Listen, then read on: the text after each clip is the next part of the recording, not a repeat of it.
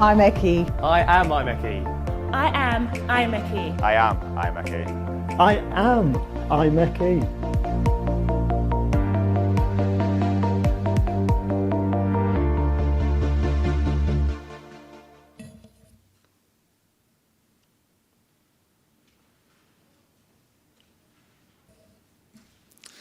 Good morning, good afternoon, good evening, wherever you are in the world. Welcome to the continuation of the 178th annual meeting of the Institution of Mechanical Engineers. It's being held live today in our lecture theatre at Birdcage Walk.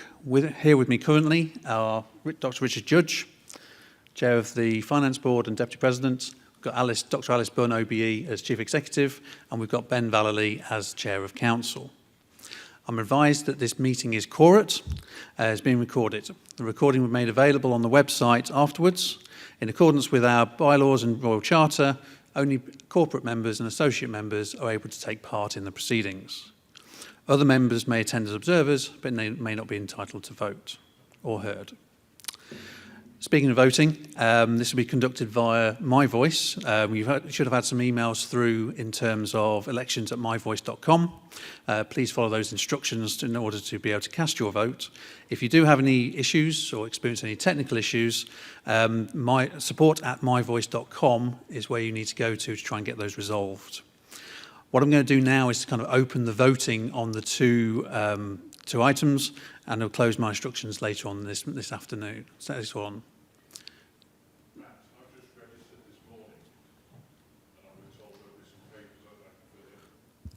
I've just registered this morning, and I've been told there's some papers I can fill in to vote. I believe that is being organised, yes. It's being organised? Yes. Okay, fine. Thank you very much. So, should I have any questions before we proceed, apart from the one that Richard just asked? I'll address these shortly in dedicated Q&A sessions afterwards. I'll open that with questions for people who have pre-submitted. Then we'll go to verbal questions in the room, followed by verbal questions online, and then the Q&A function have got the option to write questions in, so we'll go to those at the end. As you'll be aware, there are only two items that an annual meeting is here for. One is presentation and consideration of the Trustee Board report and annual accounts for the year ended 31st December 24. The second point is the reappointment of our auditors. Regarding the notice of this meeting, it was published on the website on the 8th of August 25. Copy of the minutes for this continuation meeting, as well as those for the first part that was held on the 22nd of May 2025, were published on the institution's website forthwith. Now, if I just click on a second, before I move on to hand over to Richard Judge, I just want to say a few words about 2024 and give you a little bit of a flavour of 2025, if I may. 2024 is a year that includes several key events. Looking at more of an inward-facing point of view, we did a lot of work on the policies and procedures, primarily around safeguarding, bullying, harassment, and conflicts of interest. On a more outward-facing point of view, people who have seen my presidential address will know that I'm into the numbers side of things. So we had almost 19,000 learning days, and that supported over 140 engineering organisations. We partnered with the BBC. We had 100th-year anniversary of the Verena Holmes, who was the first woman to become a member. Had over 10,500 attendees at various lectures, seminars and networking events. Over 350,000 downloads from our world-class resources. Highest professional registrations once again in the UK with just under 2,800.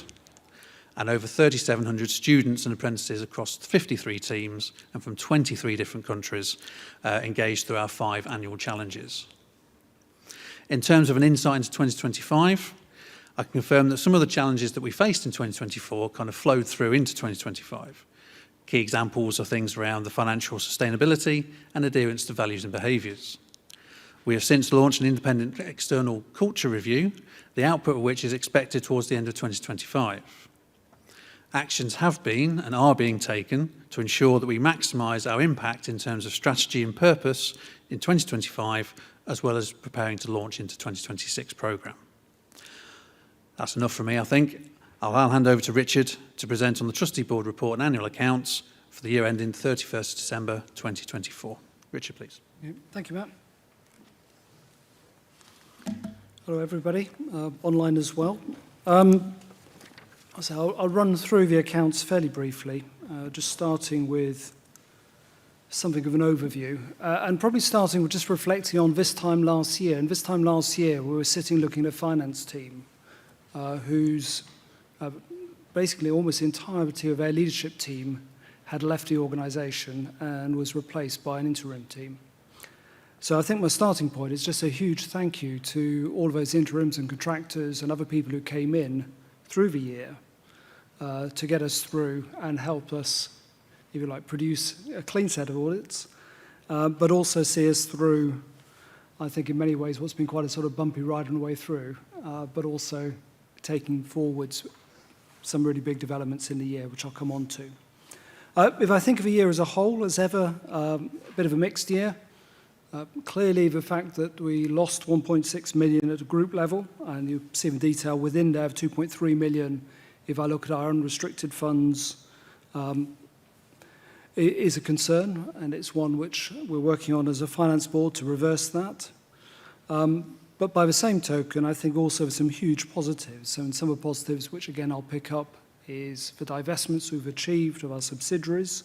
It's been a long-running question about how to take forward subsidiaries, but also particularly seeing Clive in the room, Clive, Isabel, pension trustees, Bill Chidgley as the interim finance director, all worked very hard to actually achieve a buy-in of our defined benefit scheme, which removes quite a significant risks from our institution going forward. And the rest of the headlines you can see on the slide. I won't go through every detail.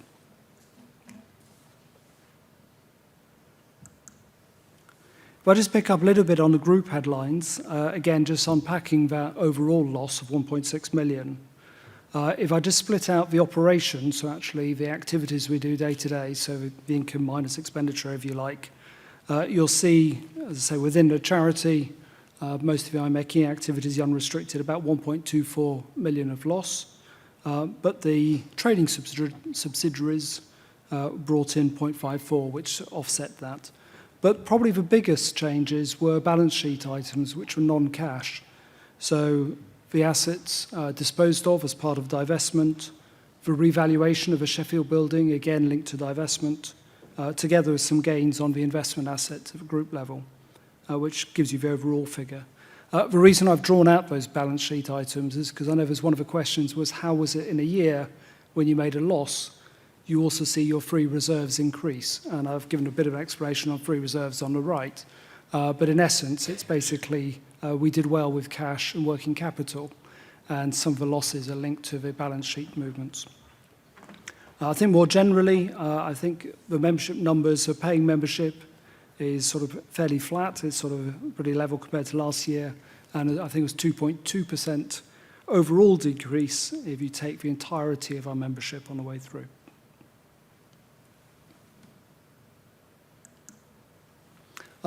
Just picking up a little bit, just looking behind those headlines, probably far more detail than you need to go into line by line, and that's certainly not my intent, but really just trying to group our activities in a way which isn't usually presented. I've taken out, just for clarity, I've taken out the divested businesses. So Sonospection and Argyll Rain are not included in this list, if you like, of activities. But we start at the top with subscriptions at 14.4 million of income.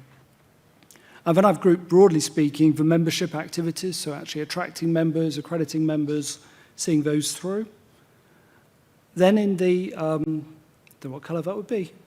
Anyway, whichever colour it is, sort of, would be the activities which in many ways support our purpose. And again, I've sort of not been too definitive as to whether that's delivered by a trading subsidiary, within the charity, or what. The point being is actually these are the activities which support our purpose. Underneath that, then in green, you then have the services, if you like, the enabling services, whether it's marketing. So, for example, for events, you would expect to see some marketing that's provided as sort of pooled resource, and then the HQ functions. And it just gives you a flavour on the right, a breakdown of our spend. A couple of things within that, and I think this is very much, again, an area where Finance Board are looking at this year. One is when you look at the direct costs, of course, it doesn't give a true picture of performance because if, for example, you're sitting in events and you're using marketing time, then the marketing cost should be covered across. So the way we're attributing our overheads the way that we're allocating the overheads from HQ is an area of attention. And I think when you do that, you'll find some of the things which are ostensibly profitable at the moment will become unprofitable and then raise questions for us about where the opportunities for some more income growth, whether that's some sponsorship, some charges, whatever it happens to be. But also the other element within here that I'd hope to see through this year, which we're working hard at, is a rebalancing, if you like, of where we spend our money, so we can begin to put our, if you like, our investments on those things which advance our strategy and reflect our purpose most. So although there's quite a lot on that slide, the message is fairly simple. We need to sort out our overhead allocations. We'd like to see some of our income growth, and we'd like to rebalance our funds into the places which has an impact on strategy. This is a horribly busy slide, so don't worry about the detail inside the boxes. If you treat each box 2 years ago, this is what the PEP group looked like before divestment.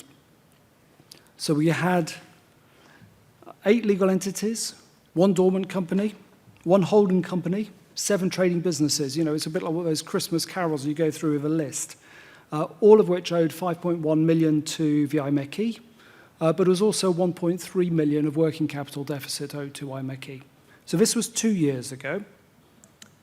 And if I do the PEP group now, we've got 1 legal entity, 2 businesses, the 2 businesses being learning and development and venue hire. We've cleared the short-term deficit, and we've paid back after the divestments 1.36 million, leaving 3.75 million of long-term loan with the PEP business. So much cleaner accounts, much easier to understand, and much better aligned to our strategy and our purpose, which is what we set out to do actually back in 2021. So it takes a little while, but we did get there. I've sort of hinted on our way through on some of the developments on our way through for this year. I mean, I always recognise September's quite late for an annual meeting, so we've had most of our year already. But the year to date, where we're looking at the moment, is a forecast loss of 0.2 million. I know the team working very hard to try and reverse that loss and take actions, but that was before exceptionals. So the 2 exceptionals in there was a restructure, again, part of returning operations to more affordable levels, and again, lining up to our strategic ambitions. They'll deliver about 1.2 million per annum of benefit. And then I've referenced already the 2.9 million of pension buy-in, which is funded from pre-reserves. The intent is that will proceed over the next couple of years to a full buyout, at which point we can completely get rid of all the risks associated with it. And it's going to pay us back about 0.4 million per year. If we look at the areas of focus, I've already mentioned about developing our 3-year plans that are more clearly aligned to our strategic priority and the budgets with that, revisiting overhead allocations as part of that. There's a big decision to make, I think, on the HQ building. I keep saying that time and time again, so the hope is we'll actually get there and take a decision on the HQ building. That's probably the one big question mark over our finances still remaining. We're going to do some work reviewing the investment funds, including prizes and awards funds, and having now divested and got a much clearer view of PEP, the subsidiaries, we're going to take stock and actually work out, actually, as we go forward, what exactly, how do we want to move it forward, what's the future look like, what's the governance like, what's the long-term loan going to look like in the future. They're all questions going forwards. I think all of that overall is fundamentally the goal is spending as much as we possibly can, both wisely, but especially on the right things, to deliver our purpose and strategy, and doing all of that whilst ensuring financial resilience and financial sustainability. And of course, in doing that, so thank you to everybody involved who contributes to that, and particularly to my colleagues on Finance Board, who are list there, and to the PEP Limited Board, who've offered advice, support throughout the last few years. So thank you all very much, and thank you to Fem. Back to you, Matt. Okay, thank you very much, Richard. I hope we found that really useful. And I would also like to express my thanks to the group of people that were just on that previous slide just now. Moving on to the external auditors element, members may recall that last September, when I was Audit and Risk Chair, I commended to you that we switched to IMechE as our external auditors, and I'm very pleased to say that members supported that motion. Which gives me great pleasure now to say that when I've spoken to our new Audit and Risk Chair, Simon Evans, who's also Vice President. He's advised that the relationship with IMechE is continuing to thrive. Therefore, I can now also commend you again, next year in a row, to say that we would like to appoint IMechE as our external auditors for 2025. Right, so now we move on to more the kind of Q&A side of things, okay? What we would like to do is ask for questions on the Trustee Board accounts, report and accounts, as well as on the external audit element. We've got some pre-submitted questions. I'll go through those first. We'll then come to the room, where we'll have the roaming mics, okay? We'll then go to those online, and then we'll go to the, some of the Q&A that's submitted online as well, okay? A little bit of kind of housekeeping before we kind of get into it. The pre-submitted questions are fairly simple, but when we've got them in the room, questions being asked in the room, please wait for the microphone to come across to you. Please state your name and then ask your question. Please keep it as concise as you can, please, as well, so we can get through as many questions as possible. I will allow one follow-up. If you've got multiple follow-ups, then I'll have to wait for other people to ask their questions before we then come back to you, just so we don't have too many people dominating. Online, you can put your hand up to say you would like to ask a question verbally. When your name gets called out, we'll then get the coordinators to unmute you. You can then say your name and ask your question. We'll provide the answer, and once again, you'll have a chance to have a follow-up. And then when we close that off, we'll go straight to the Q&A typed out questions. I want to try and get through as many questions as possible in the time we've got allowed. I've got a bit of flexibility on the timings today, so that we want to hear from you as much as we can, rather than you just hearing me, Richard, Alice and Ben saying stuff at the front. Okay. Now, while you're thinking of your questions, I'll just pass over to Ben Vallely to give a quick update on a council perspective, please. Thank you, Matt. Hello, everyone.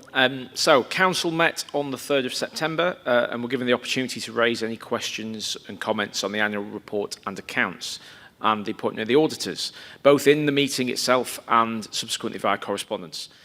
Council members were also encouraged to attend this meeting today. I can see some faces in the room here in London. I'm sure there are plenty online as well, so that they could raise any direct questions that they have got. And I would encourage all members to do the same where they haven't already been addressed by things that the President or Deputy President have said. Okay. I will take this opportunity to remind everyone that Council is here to ensure a representative voice of the membership, and should you have any questions or need any clarifications on anything, you're more than welcome to reach out to myself using the contact details that can be found online through the governance part of the website. Thank you. Back to you, Matt. Okay, thank you very much, Ben. Okay, so moving on to the pre-submitted questions, we have kind of themed some of these. We've only got 7 or 8 of these questions. We've got them in themes of building, operations, finance, and impact. Okay, so we'll kind of go through these fairly short order, hopefully. Like I said, with you providing concise questions, we'll do our best to provide concise answers back to try and minimise time and maximise the number of questions. So if I go to the first question, which was from Philip Ireland, it was indicated you need to do something about the HQ building running costs. If this remains the case, why is it taking so long to implement a solution? As an institution, the time for resolution makes us look incompetent and perhaps more realistically negligent. Okay, well, thank you for your question, Philip. Fundamentally, with a heritage building, there are large running costs, especially over kind of winter periods. It's probably less to do with the running costs, but more of a decision around the actual building itself and what we do with it or what we don't do with it. We've got a decision to be made, and we've got a number of sessions that we've held, both past and in the near future, in order for us to make the decision, like I've stated to members in some of the email communications you may have seen beforehand. Trustees have been taking on board a lot of input and advice. It's now the trustee board to make that decision, what we take to the members, and we're hoping to be able to push that forwards imminently. So hopefully that kind of answers your question. Hopefully we're not being negligent. We're actually paying attention to what all the various inputs are, making sure we've taken them in a holistic manner. So if I move on to the next question. Now, both past President Peter Flynn and Myra Barner have asked very similar questions. So I'm going to take them together, but I will read them out verbatim. Okay. So Peter was asking, I remain interested in the plans for the institution's HQ building, having been involved several previous rounds of analysis. I understand that work undertaken over the past year was presented and discussed in detail at a recent council meeting. Could you tell us what was included at the meeting and how the work will now be taken forwards? And then going on to Myra, I understand councillors voted for their preferred option on the building decision. Will this data be shared with members in advance of the upcoming member vote? Okay, so taking both of those together, one point of clarification is we haven't actually got a formal council vote at this point. It was more of an opinion piece based on the information that was presented to them. We utilised a number of young members who presented each of the kind of 4 or 5 options that are kind of most credible or most needed most discussion. They cope with that admirably, as you'll find out later when I kind of offer them my thanks later on. What we're doing with that, that's one of the inputs alongside the HQSB, HQ Sponsor Board input. That's coming to Trustee Board having multiple discussions over the course of September in order to come to a point where we can make a decision. We all get our kind of shoulders behind and say, okay, this is what we're going to take to the members. Of course, there will be further communications to come from the HQ. HQ Sponsor Board have got their own kind of comms group within them. They're going to generate that comms, so there'll be plenty of context to talk about. Some of the specific slides that we shared with Council would have some sensitive information on them, so we can't share all of that, but it's definitely in the Trustee Board's front and foremost in their mind as to what the opinions from Council were. Council will get the option to, will get the opportunity, shall I say, to debate the motion that we put to them before we go out to the membership. So hopefully that covers those 2 questions. Now, moving on to more of the operations side of things. I'm afraid you're going to hear my voice again for a bit longer. Apologies. Henry Fullerton asked the question, given the recent or imminent departure of most of the directors and the imminent departure of the CEO, the recent round of staff redundancies, the potential mention of merger discussions during a recent IMechE webinar, and the uncertainty around the affordability of the HQ building, what does the Trustee Board see as the way going forward for IMechE? Now, I would just like to make one point quite clear in that there are not currently any merger negotiations going on with any other PEI, including the IMechE. So that might have been either a misstatement or misconception. So I just wanted to make that absolutely clear. Fundamentally, you know, we have had a number of senior staff leave the institution. We do have a big decision over the building. But as to the future of the institution, for me, it's one of financial stability, which, as Richard has just attested to, we are trying our best to move towards. We also have the strategy to 2030, which we're delivering alongside the charitable objectives, mission, purpose and values. That's where our focus is. Clearly more short term, it's getting that decision on the building to allow us to kind of move forward in that arena. So hopefully, Henry, that answers your question. Now, an opportunity for somebody else to speak. I'll ask this question on finance, which is from Mike Bannister. So, financial sustainability.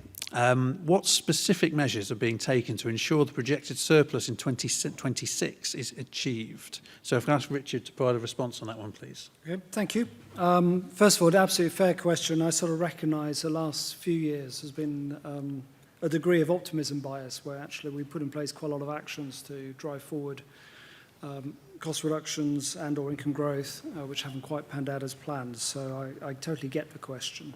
What's different this time around? I think probably a couple of things. One is we have, through the restructuring which was delivered earlier this summer, actually taken, as I said, 1.2 million of costs out of the organisation.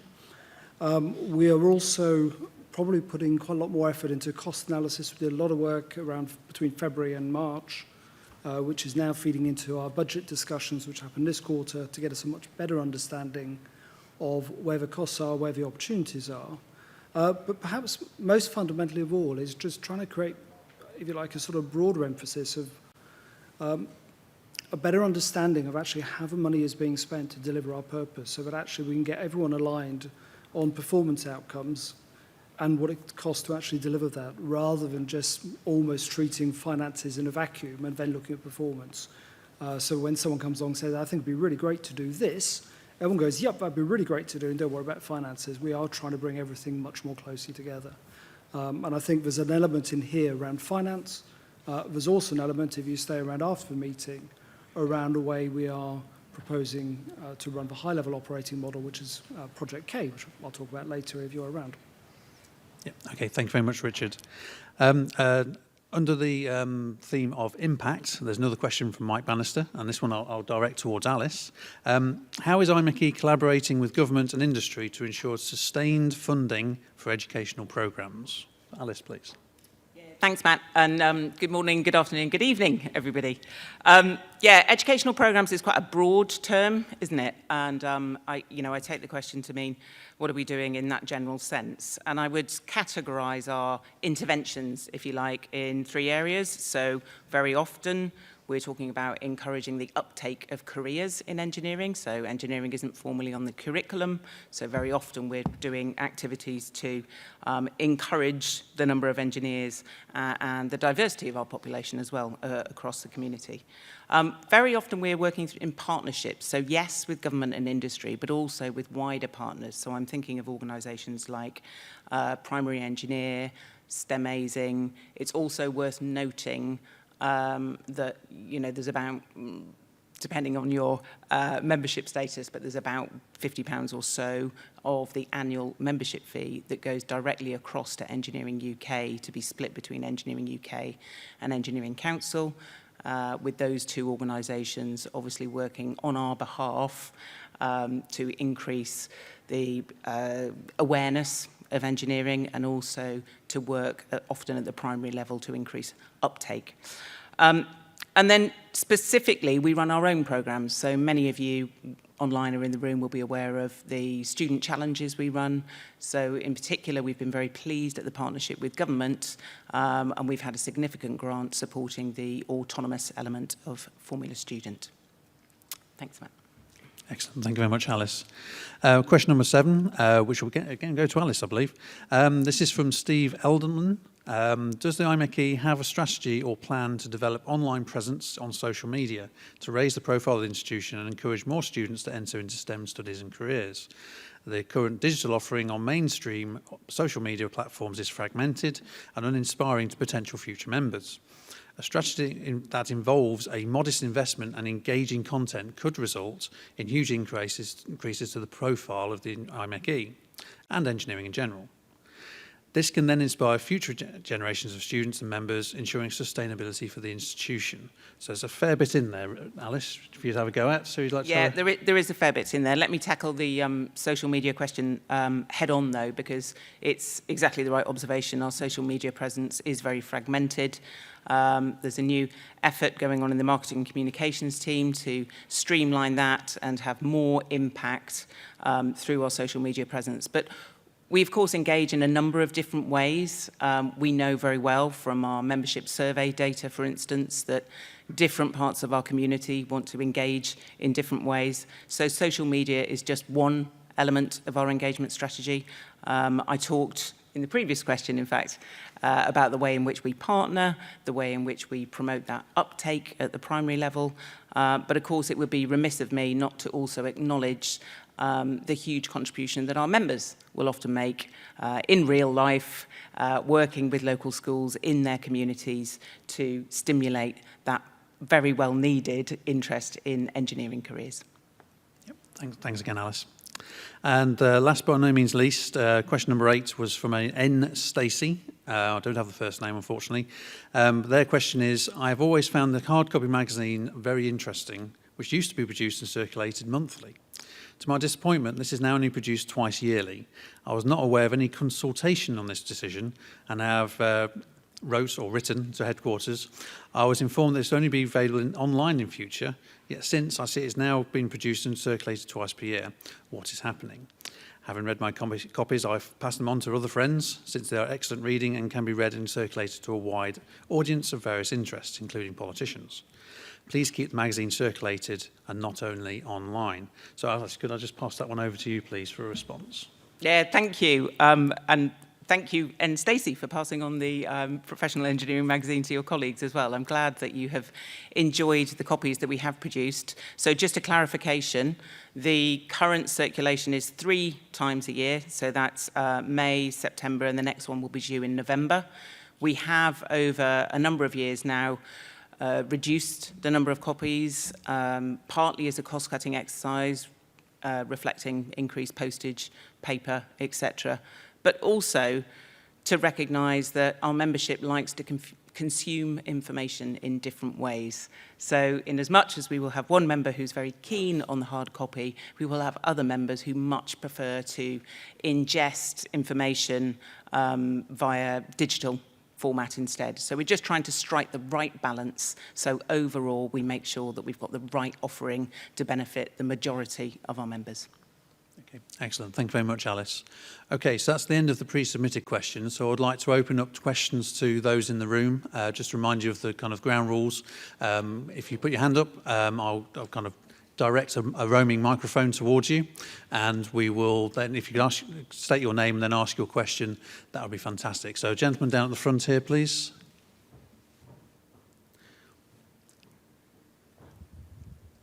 Thank you. Robin Grote. First, can I start by thanking Richard for his very, very helpful presentation on the accounts, and assume those slides will be shared and available on the website. And in particular, the diagram about subsidiaries is so helpful. I've struggled for a long time to understand how those things work together.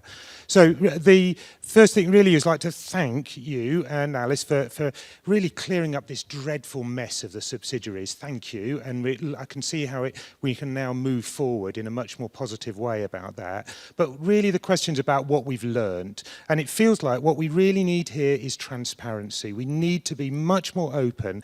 And so I'd ask is, can we have, full P&Ls for the subsidiaries and the charity and the trading activities for 2024, and then also commitment for that for 2025. It need to be much more open about this so we don't have these things happening again.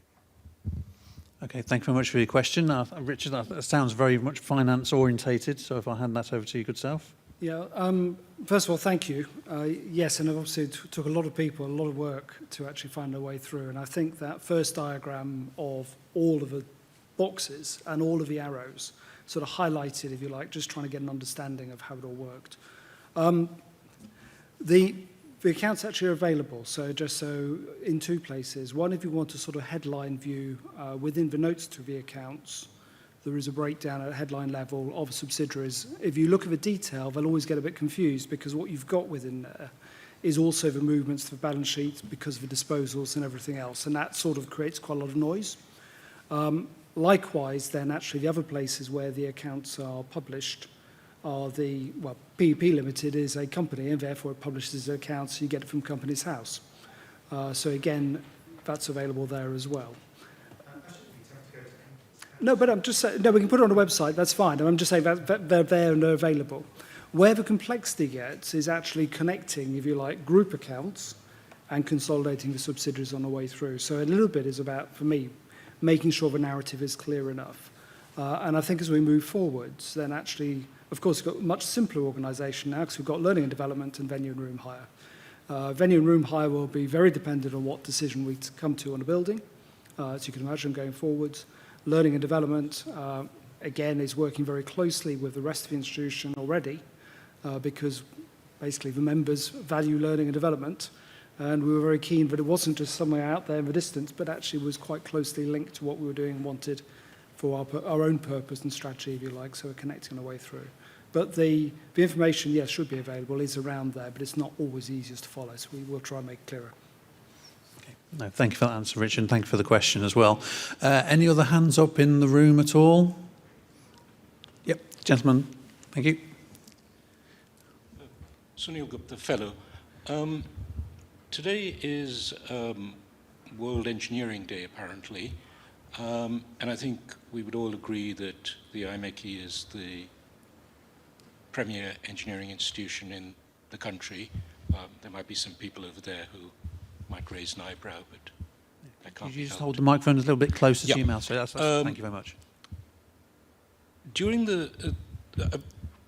my question is in two parts. The first is that having been a member for some years, I've actually seen the development of some of those schemes which are now being unwound, and how,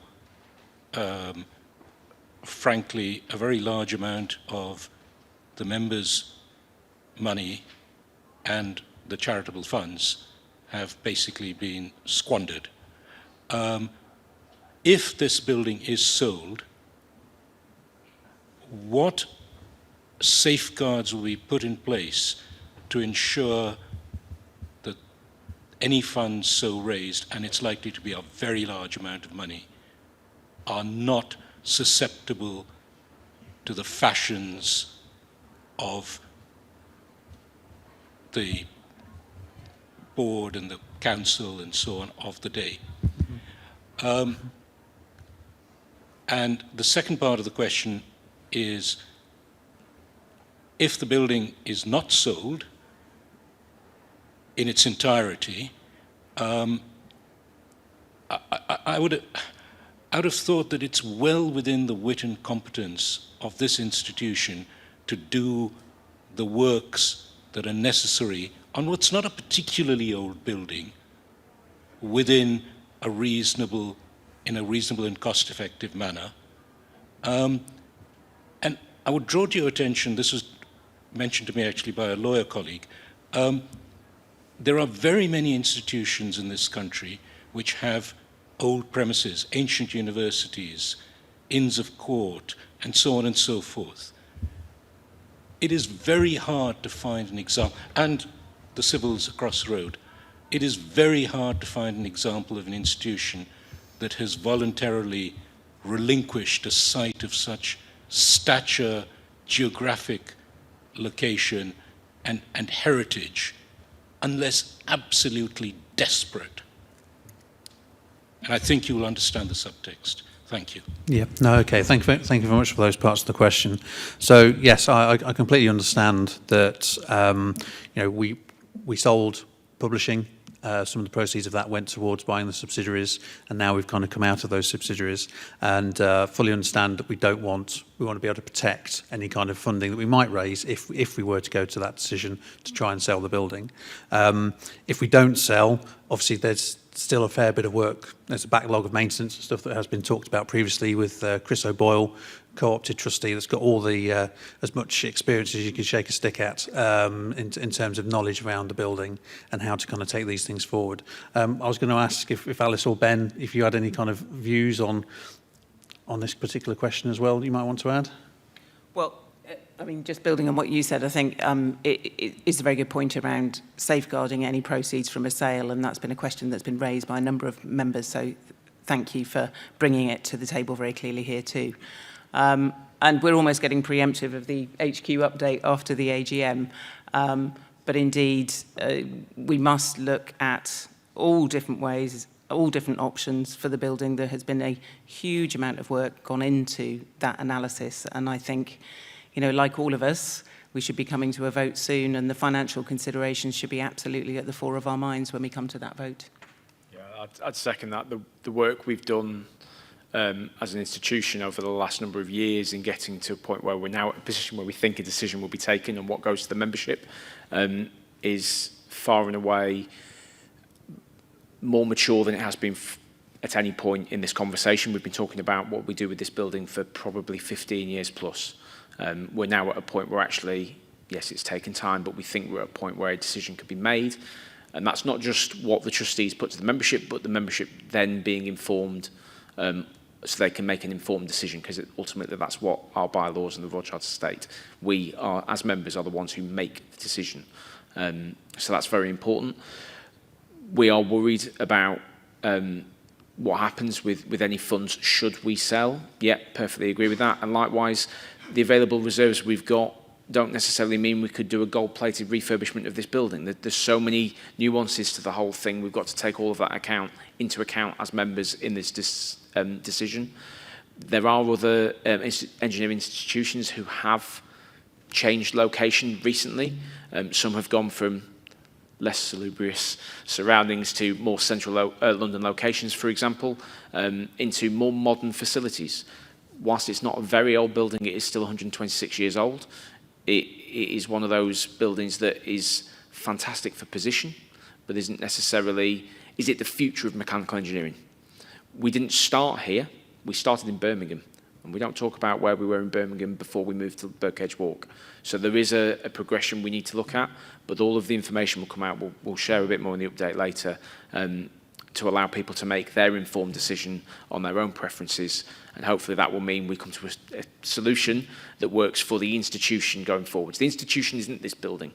Let's not get that wrong, and I think this is mentioned from time to time as well. The institution isn't the building, it's us. We are the institution. The building helps us do what we need to do. Does that mean it has to be here? I don't know. But yeah, the institution is the people. So don't forget that. I think that last comment is the nub of the issue. And I think, and I'm sorry to say, I disagree strongly with this. The institution is both the people and the location. That is why I mentioned ancient universities. There are many organizations in this country which have the affiliation. They wouldn't be what they are, never mind what they have been, and these are institutions which are hundreds of years old, and they somehow managed to make their buildings work. So to say that a building that's 100-odd years old isn't likely to work or isn't modern enough, the civils have stayed put. And there are many other examples. Thank you. Yeah, yeah, we fully understand that viewpoint. It is definitely going into the trustees' decision-making process, and ultimately the members are going to get their say, including yourself. We're all going to have our own individual viewpoints on this. Probably part of the reason it's taken us 15 years to get to this point is because there are so many different opinions on what we should or shouldn't do. Yeah, and that will hopefully all come out through the next vote. So yeah, I think it's just watch this space and see how we get on. But yes. Okay, I think one more question before we move online, just to the side here. Thank you. Daniel Farmer here. And just sort of a follow-up to the question you just raised there. Have we thought about the number of members we would lose from losing the heritage of a building like this? So somebody, myself in my 30s, I've been a member of the IED for a number of years, and I've switched to IMechE because I wanted to be part of this heritage. And obviously, if we take that away, I will go. And that's an honest opinion, because obviously the advantages the IMechE offers over other institutions like the IED, they're not there in terms of the broader strokes. I mean, I had to apply specifically because the IMechE hasn't been involved with the university that I'm with at Brunel. You know, it's not accredited. It was accredited when I was at my undergraduate and my bachelor's. But again, that was also through application, not through yourselves. The IED were involved and not the IMechE. So just talking about our engagement with the universities and other things, that you aren't present. And currently that's not true. So speaking for somebody who's in their 30s, who's in this position, I can tell you from my perspective that this is important.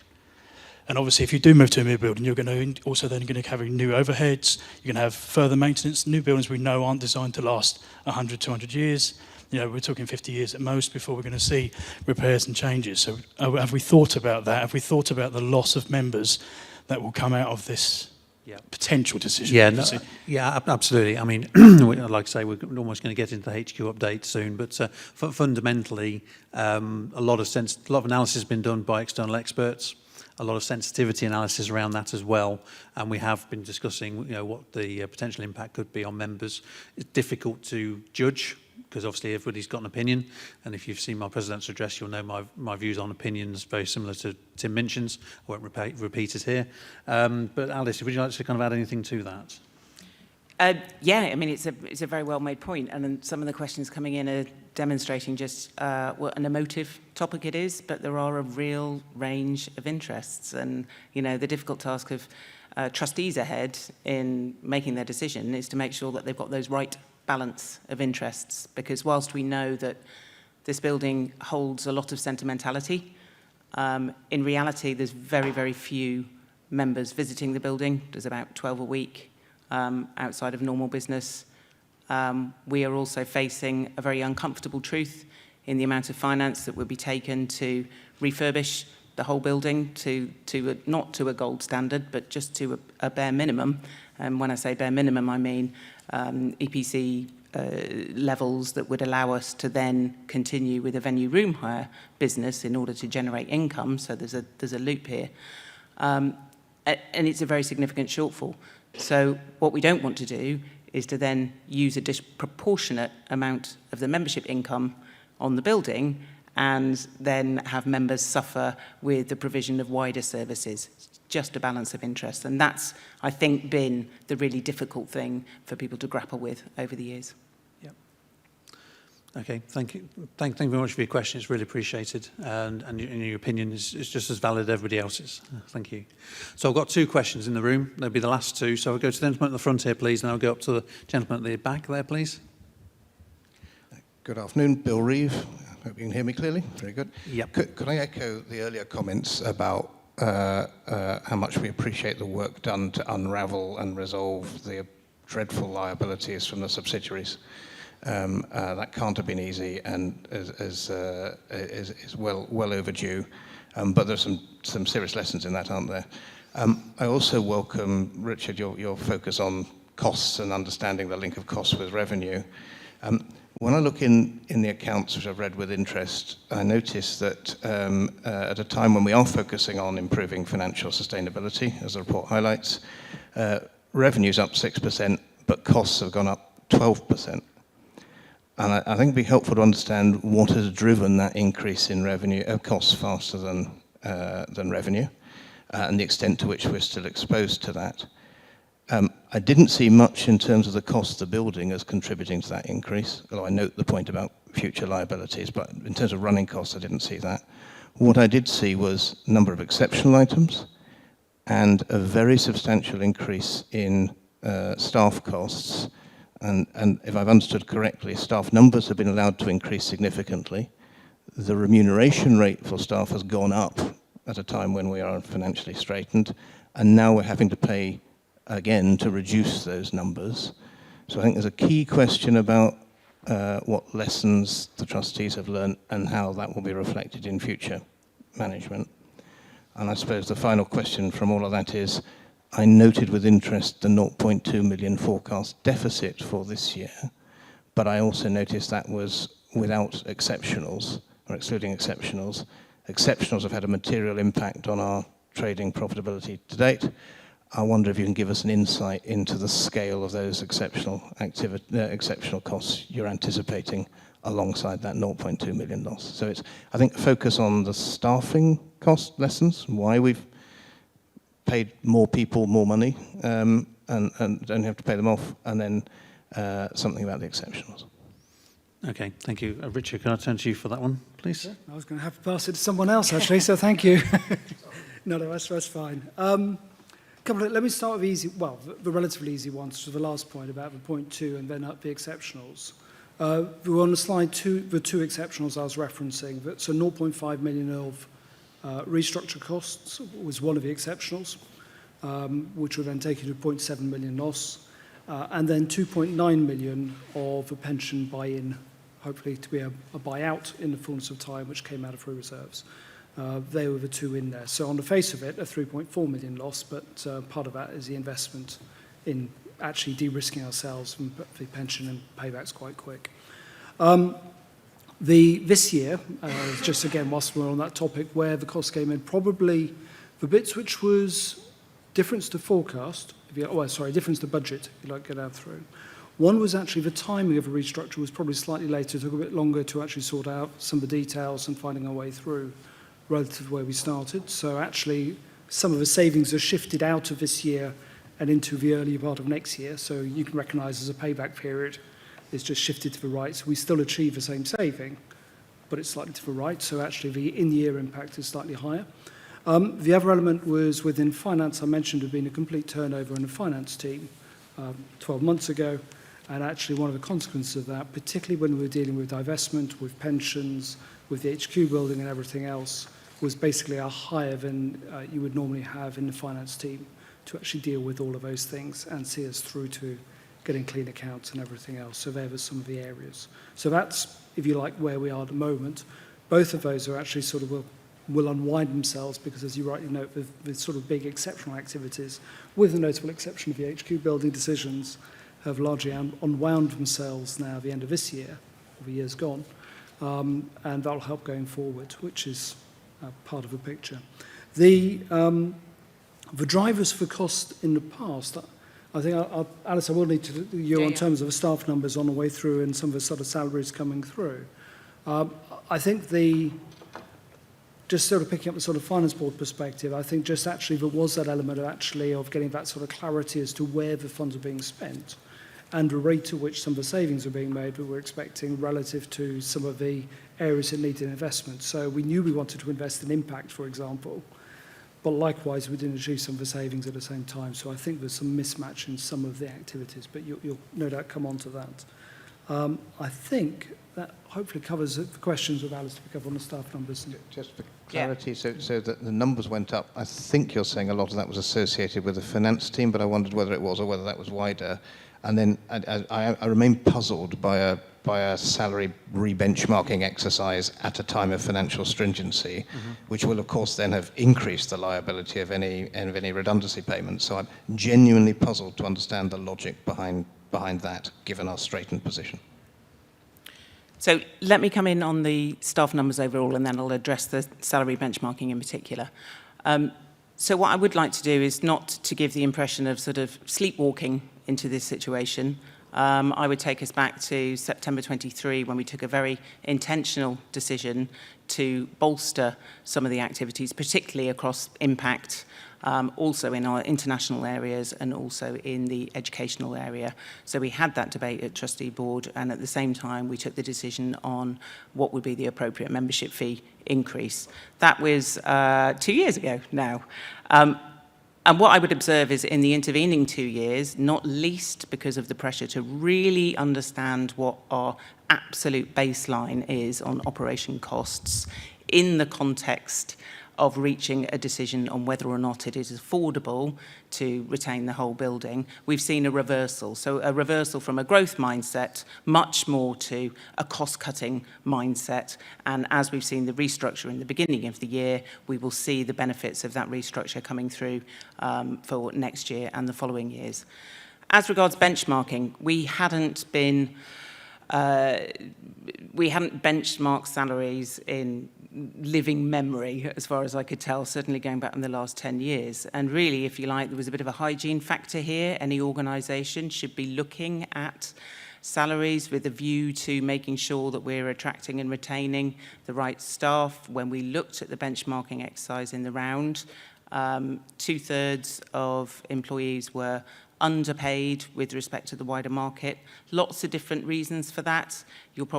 People in the room will be familiar with the great resignation period during COVID. That had the effect of salaries generally increasing as the market was responding to that effect. Also, we had discrepancies which rather related to the time at which people joined the organisation.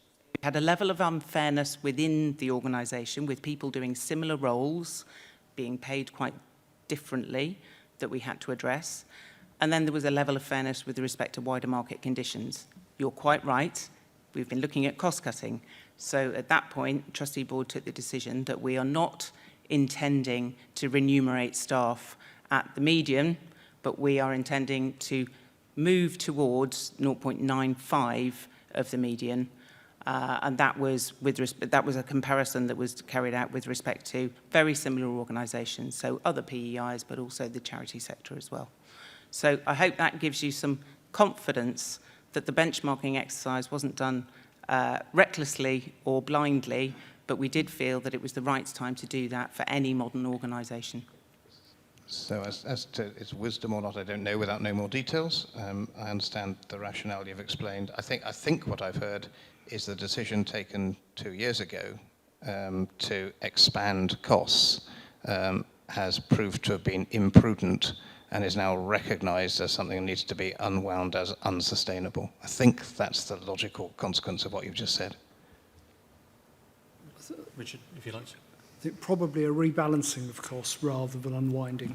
So basically the intent was that actually invest in the areas you want to see more investment in, so the impact, that sort of work. But at the same time, the expectation of a rate at which you would remove costs from, for want of a better description, overhead type functions didn't occur at the rate expected.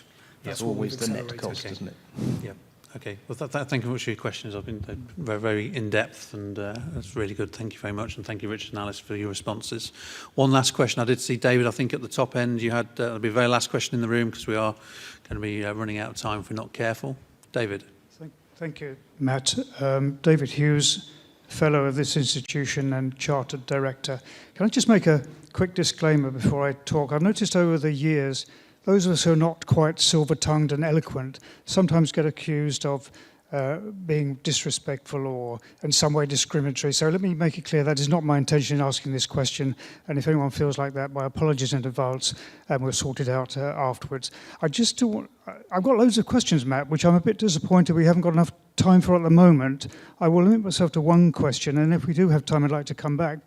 And I did ask last year of the President that we have a longer time for Q&A, because this is our only opportunity, really, to question the trustees about what's going on. So it's not really very satisfactory to not have enough time. So if we do get time, after this, I'd like to come back. Like I said, I do have some flexibility. I'm already gone over time what was allocated initially, so I'm already allowing some additional flexibility. I don't want to stop people online coming in, but if there's time after that, perhaps we could come back and I'll ask another question. Just to support the two colleagues who've just spoken, it's very important we differentiate on the building issue between fact and opinion.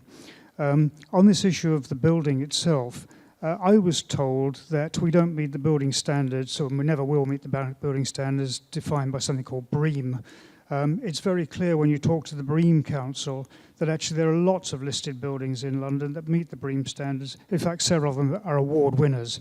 So I think we need to make sure when people pronounce an opinion on something like that, it is supported by facts, not just a statement as if we're supposed to believe it. And on the exceptionals, that's where I'd really like to come back to my specific question.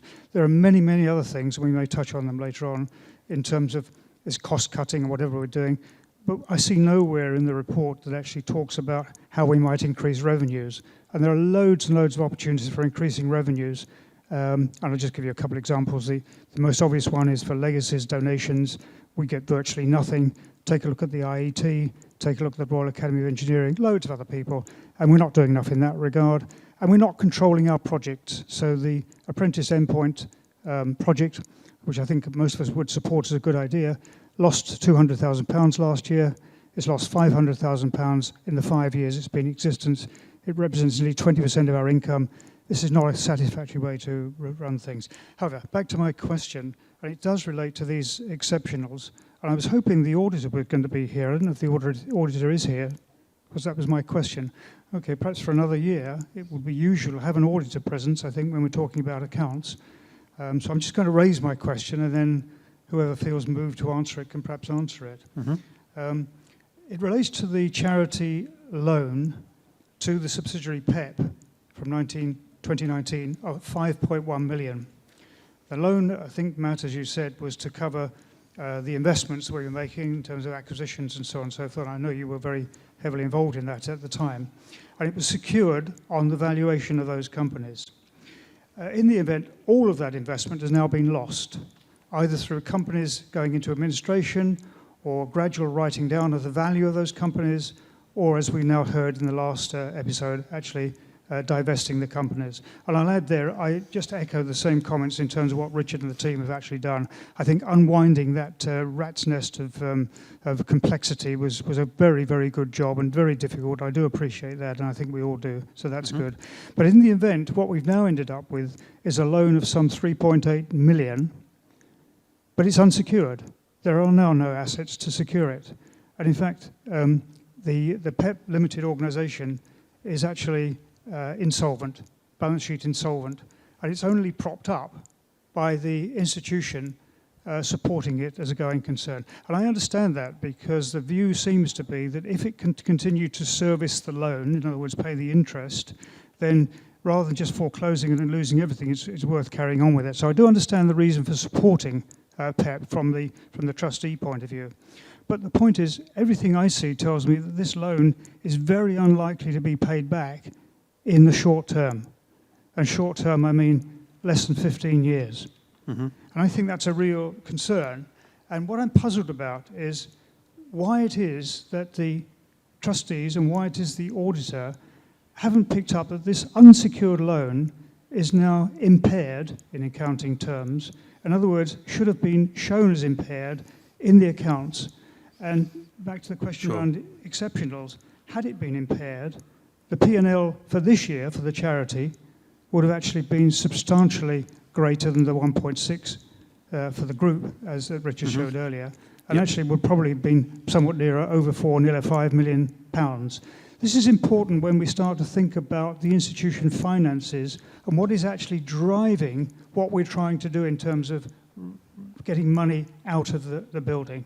So I'm concerned that the trustees have not taken a prudent view on the loan and impaired it, and instead have continued to travel hopefully that we might actually get some money back from the PEP investment. I support what Richard's doing in terms of trying to develop a strategy for PEP, and I think that's the right approach, and I would therefore support the trustees in actually underwriting for this year as a going concern. What I find difficult to support is how you can actually do that and not impair the loan and flag it as impaired in the accounts. Sure. No, okay. Thank you, David.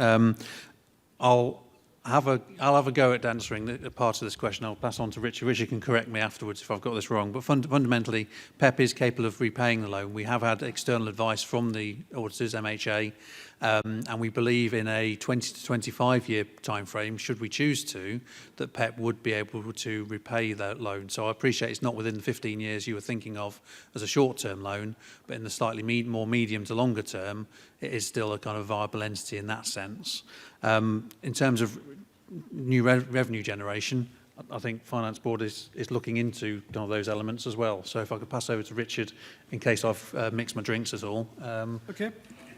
First of all, David, thanks for your questions, and I couldn't see you at the back because my eyesight's awful. So, but anyway, so thank you also for your inputs to Finance Board over the year. You're on the list if you missed that slide earlier on. Appreciate that.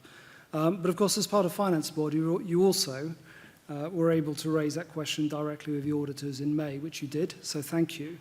And what we did on the back of May and those questions was to do a deeper dive into impairment.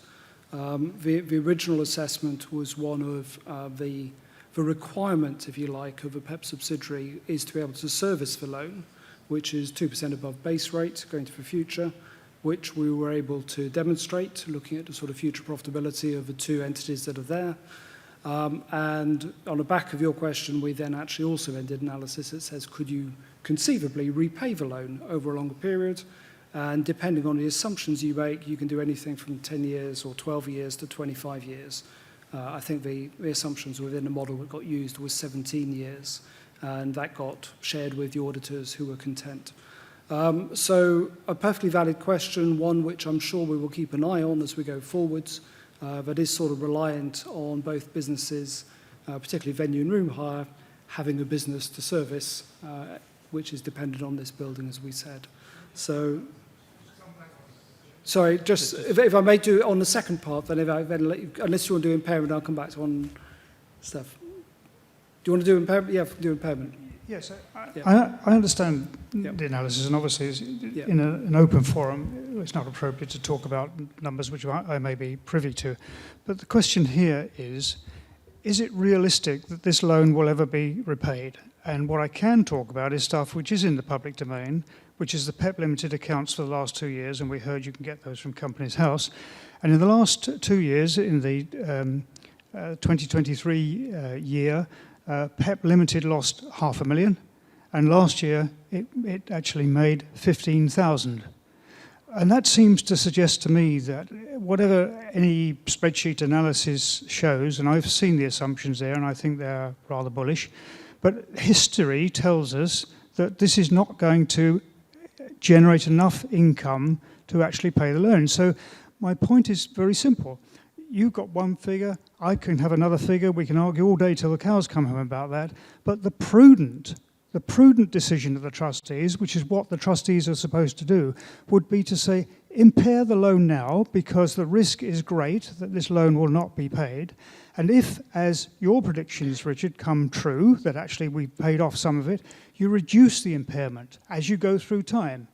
That would be the prudent decision of the trustees. And what I'm really challenging here is, what decision should be made by the trustees? And in my view, the prudent decision would be to impair the loan, see how it goes. If you're right and PEP can pay off the loan, fine, the impairment gets reduced. This is not a one-time write-off forever. It's simply saying, this is the best risk assessment. And I have to say, from my experience and my assessment, the risk of this loan being repaid is very low. I mean, I will note the comments, so thank you. But as you know, again, just to be really clear, we went through the specifics of the impairment with the auditors as professional advisors. We took their advice, their view as to how we approached it. We approached it that way, and we went into further detail on the back of your questions at the May meetings, for which, you know, we thank you for those, and that's a way forward. It is something we'll keep under review because obviously life changes and we move forwards. And as I mentioned in my slides, we're looking at the future of PEP. Part of looking at the future of PEP, as well as looking at future governance, will be just looking at actually what are the options for a long-term loan going forward. And so I would imagine this question will resurface again anyway in the future. So, but thank you. As I say, we sort of covered it off as best we can.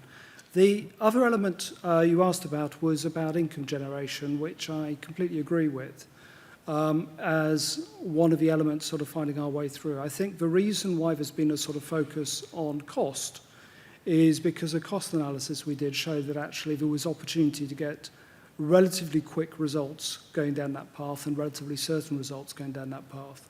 So in a world where we were overspending and we were creating losses, we took the quick route of actually dealing with some of the restructuring, the difficult decisions went with that, to actually get ourselves closer to where we needed to be. What is absolutely clear going forward is that there are more opportunities for income generation. I mean, even some just being on the back of things like greater clarity of the overhead allocation, so we actually understand the true cost of delivering some of our services and price accordingly, recognising the difference between price and cost, of course. But just sort of working our way through that. And I think over the next 3 years, there is a very deliberate element being fed into the plan, which is to generate exactly that. Where are the opportunities? But also to sort of approach those in a fairly measured way that might actually deliver some results rather than rushing it and promise a world on day one. So agree with the point. Thank you. Okay, okay, right. I think I'm going to move on to kind of online verbal questions. Do we have any hands up online at all? And we can give me an indication of whether we've got any hands up online or not. No. Oh, we've got one. So who do we have? So we've got Eric Mikhail. We'll get you unmuted and then you can ask your question.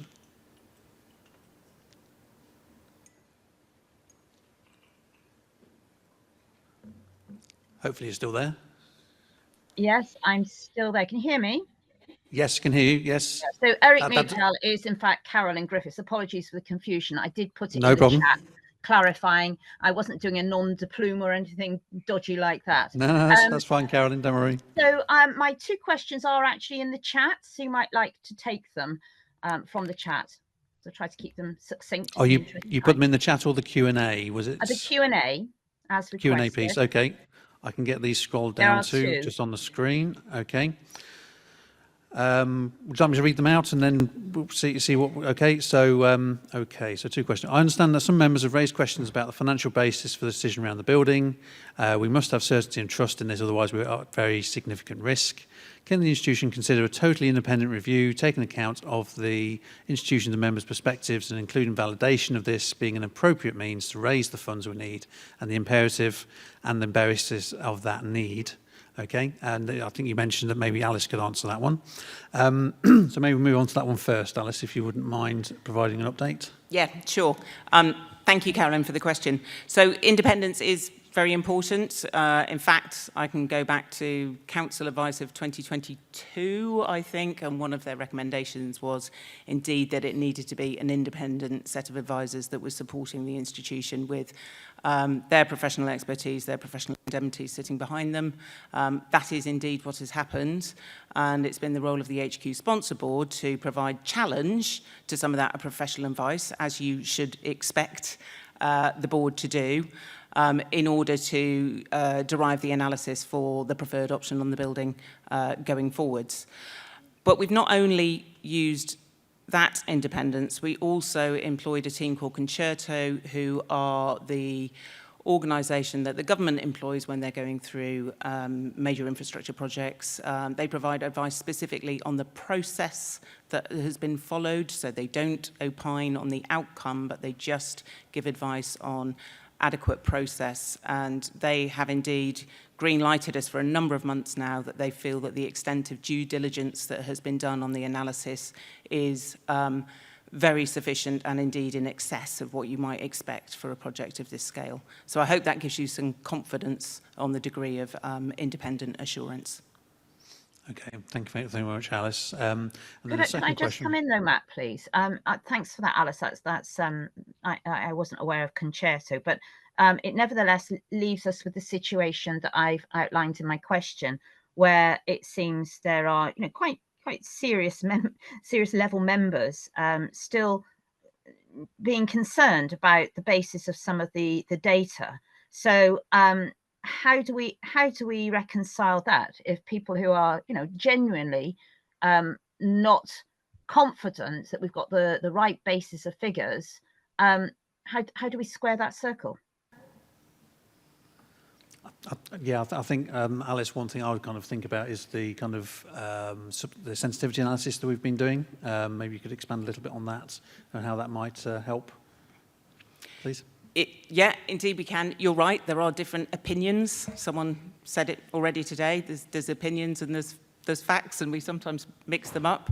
But we have required the independent review team to do a number of different sensitivity analysis, in particular where it comes to the factors which are subjective, things like the importance of heritage, for instance, things like the alignment with strategy.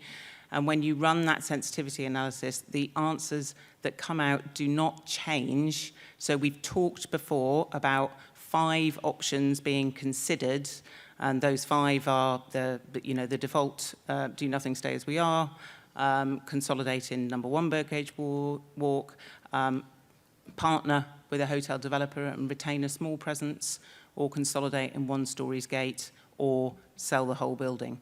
And indeed, any sensitivity analysis that has been run doesn't change those top 5 as being the options that we need to consider further. Yeah, thanks, Alice. And I'll just point out that we will have more comprehensive comms around the HQ once the Trustee Board have made their decision to take things forwards. So if we can move on to Carolyn's second question, I've always argued that L&D should be part of the charity. As it's so closely aligned to our purpose, please can you explain why you are continuing this activity in a trading subsidiary, noting IMechE staff and in brackets members are engaged in this? And maybe a suggestion to Richard, if you could answer that one, please. Yeah, no, so thanks for that question. Very straightforwardly, it's one of the things we'll absolutely be looking at as we look at the future of the subsidiaries.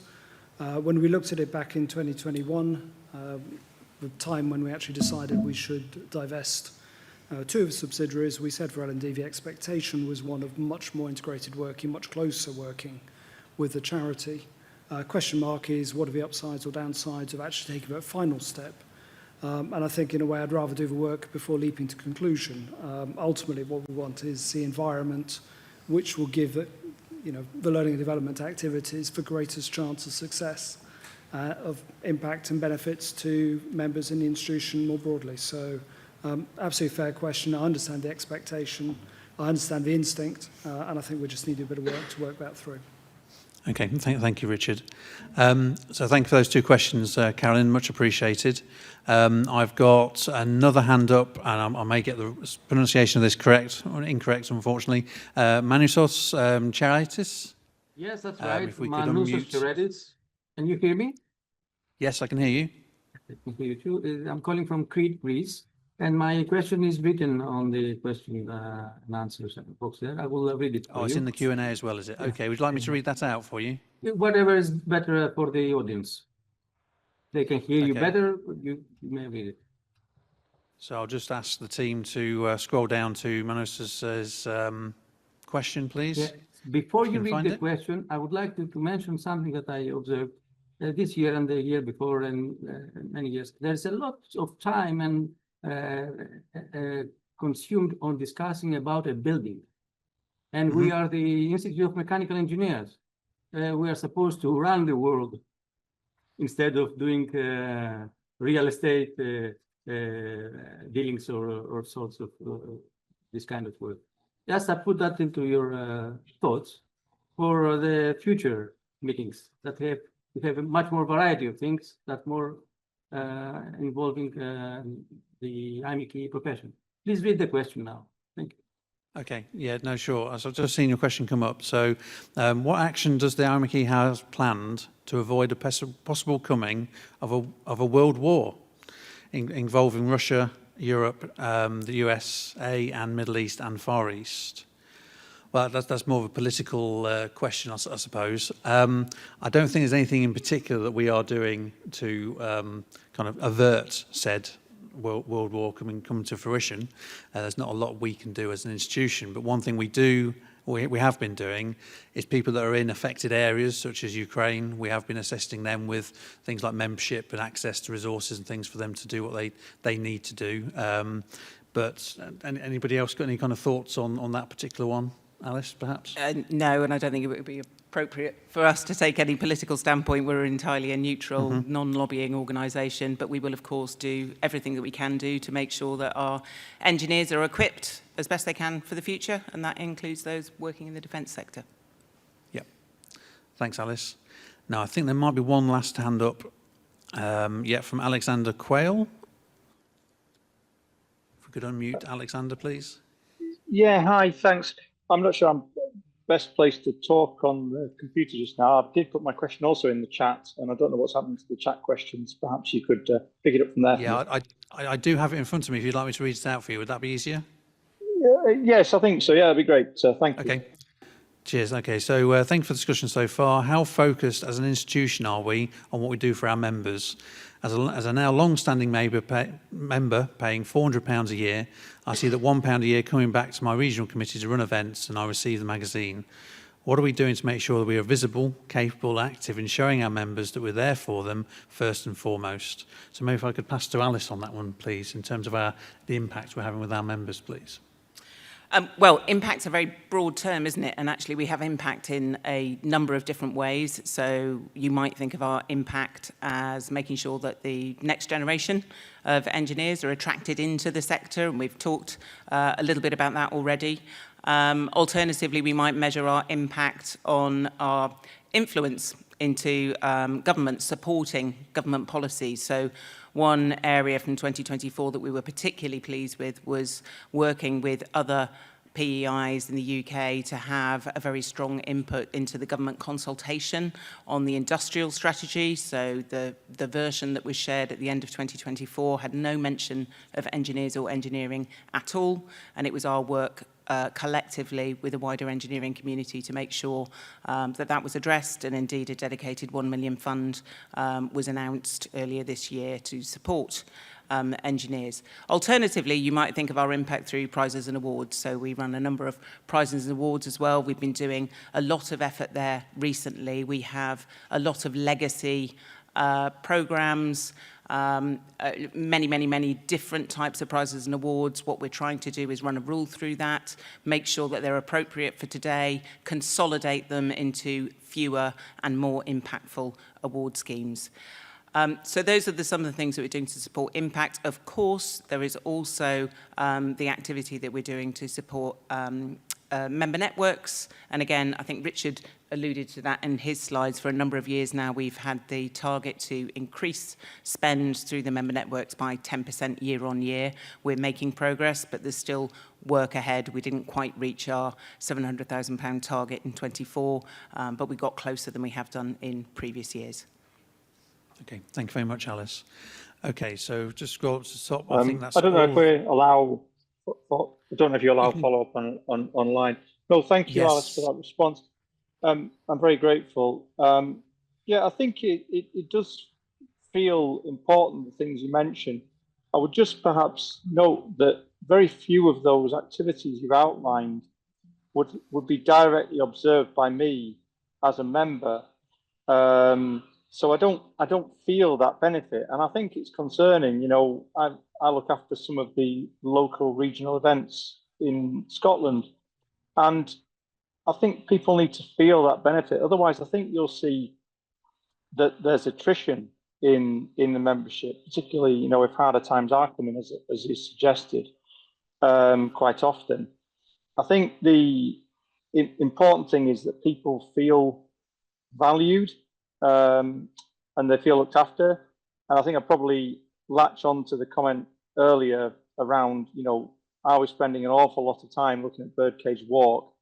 And to your point about political influence, the signature achievements of last year, getting engineering into the industrial strategy, great.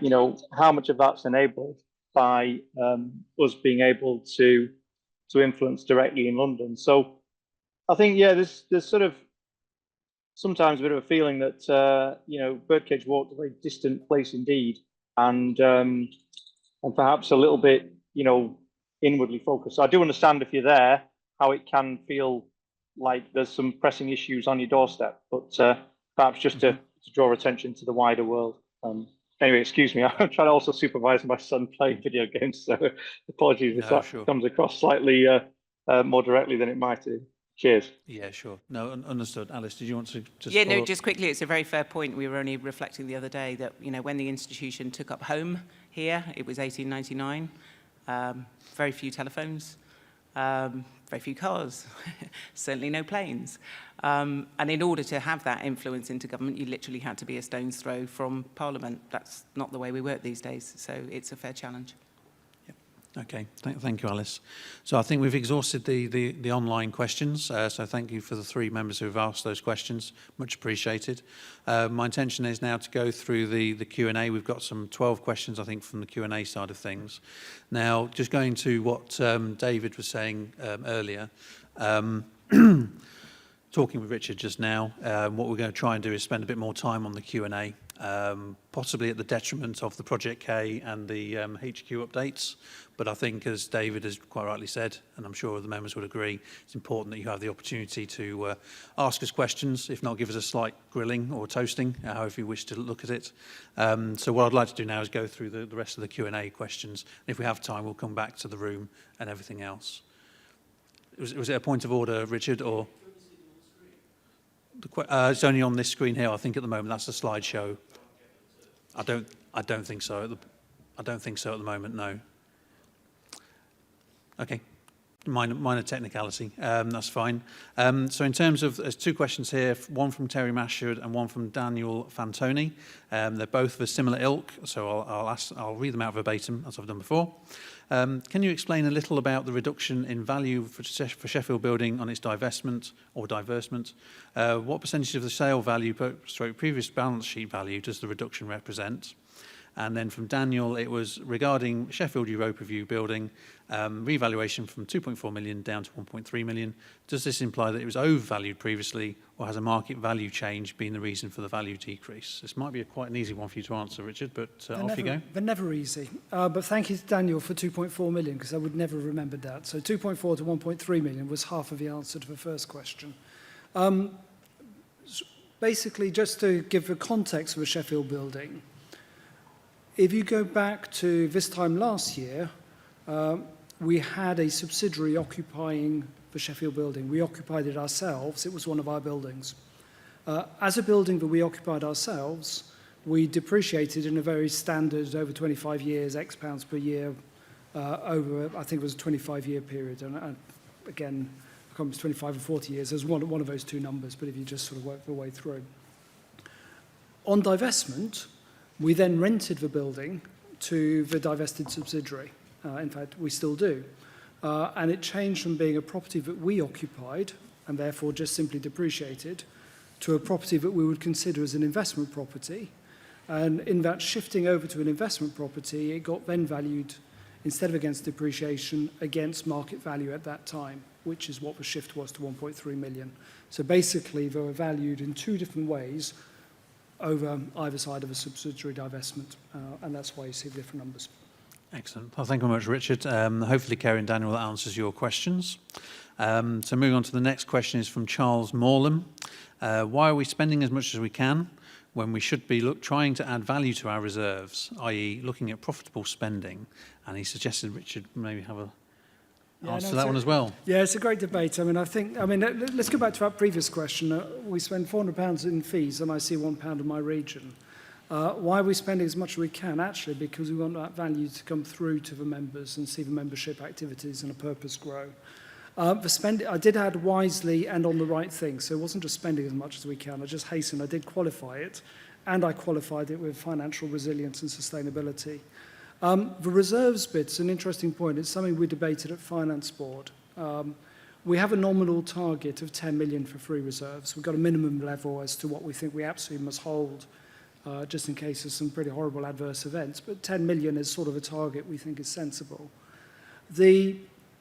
Going much above 10 million then starts saying, well, instead of spending money on membership activities, we put it in the bank and look at it.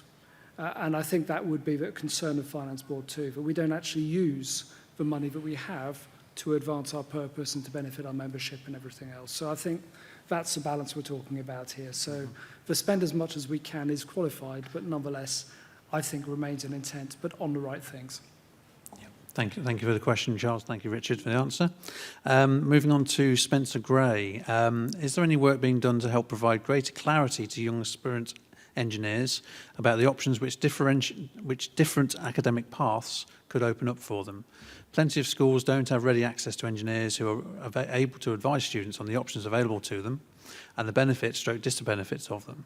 Can something be done to facilitate better links between school careers departments and practicing engineers? Is that maybe something, Alice, you could... Yeah, and again, the truth is, recall that share of the membership fee that goes across to Engineering UK. We work very closely with Engineering UK. They have been doing an analysis of the curriculum and providing advice on curriculum to make sure that engineering is better represented. So we tend to work through those partners, and indeed the Royal Academy of Engineering, who have the National Engineering Policy Centre, in order to get those messages conveyed. What we're very aware of is certainly in the UK, there's 39 different PEIs. We're all telling the Engineering Council or the Department for Education slightly different things. You can be confident that only one thing will happen, and that's nothing. So we're working very closely across the sector to make sure that we re-emphasise those messages into, be it DFE or Engineering Council. And finally, I should mention, of course, that many of our members sit in ex officio positions around Engineering Council to make sure that, for instance, when we're looking at accreditation of degrees, we are making sure that we are forward-facing and relevant into the future. Okay, thank you very much, Spencer, and thank you, Alice, for the answer. Moving on, I think it was Jack Mason is the next one.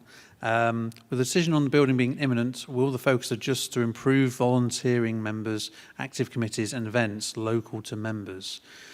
Ben, have you got any thoughts on that from a member representative point of view?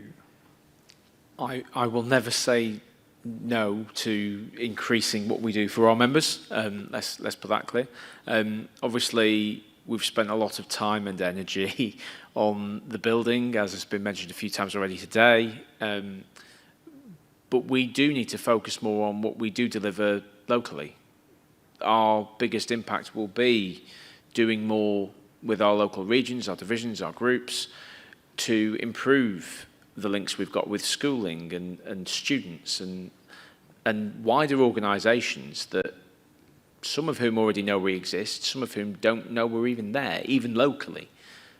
So the more time and resource and energy we can put into fulfilling our purpose, delivering our strategy, both at a regional, local, divisional, technical level, is incredibly important. So we need to make the right call on the building. We all know that. We're all very conscious of that, not just up here, but every member, I'm sure, is exactly the same. Yes, we need to focus and ensure we focus on our true purpose of sort of improving the world through mechanical engineering and engineering in general, and ensuring that the next generation of engineers come and carry this institution for the next 177, 178 years forwards, no matter what that then looks like. So I think it's very important. Okay, thank Ben. I think Alice would like to come in as well.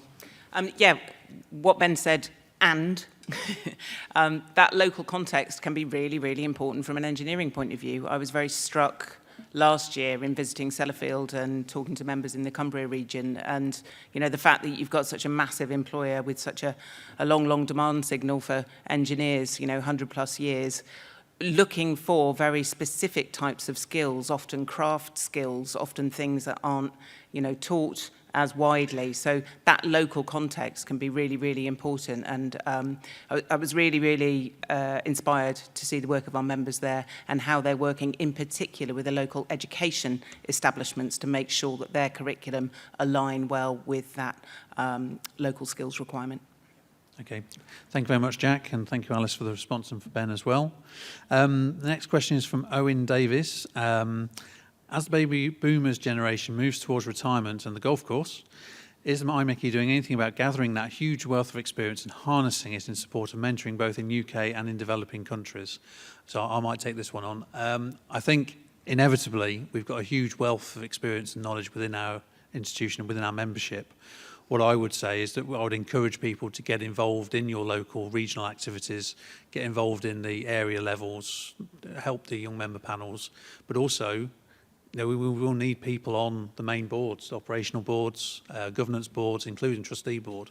So I would encourage anybody who's got a desire to give back to the institution in the manner that's being suggested here, that actually just get involved, engage, put yourselves forward for things, get volunteering. I mean, I've been doing it now this is my 25th year of volunteering for the institution.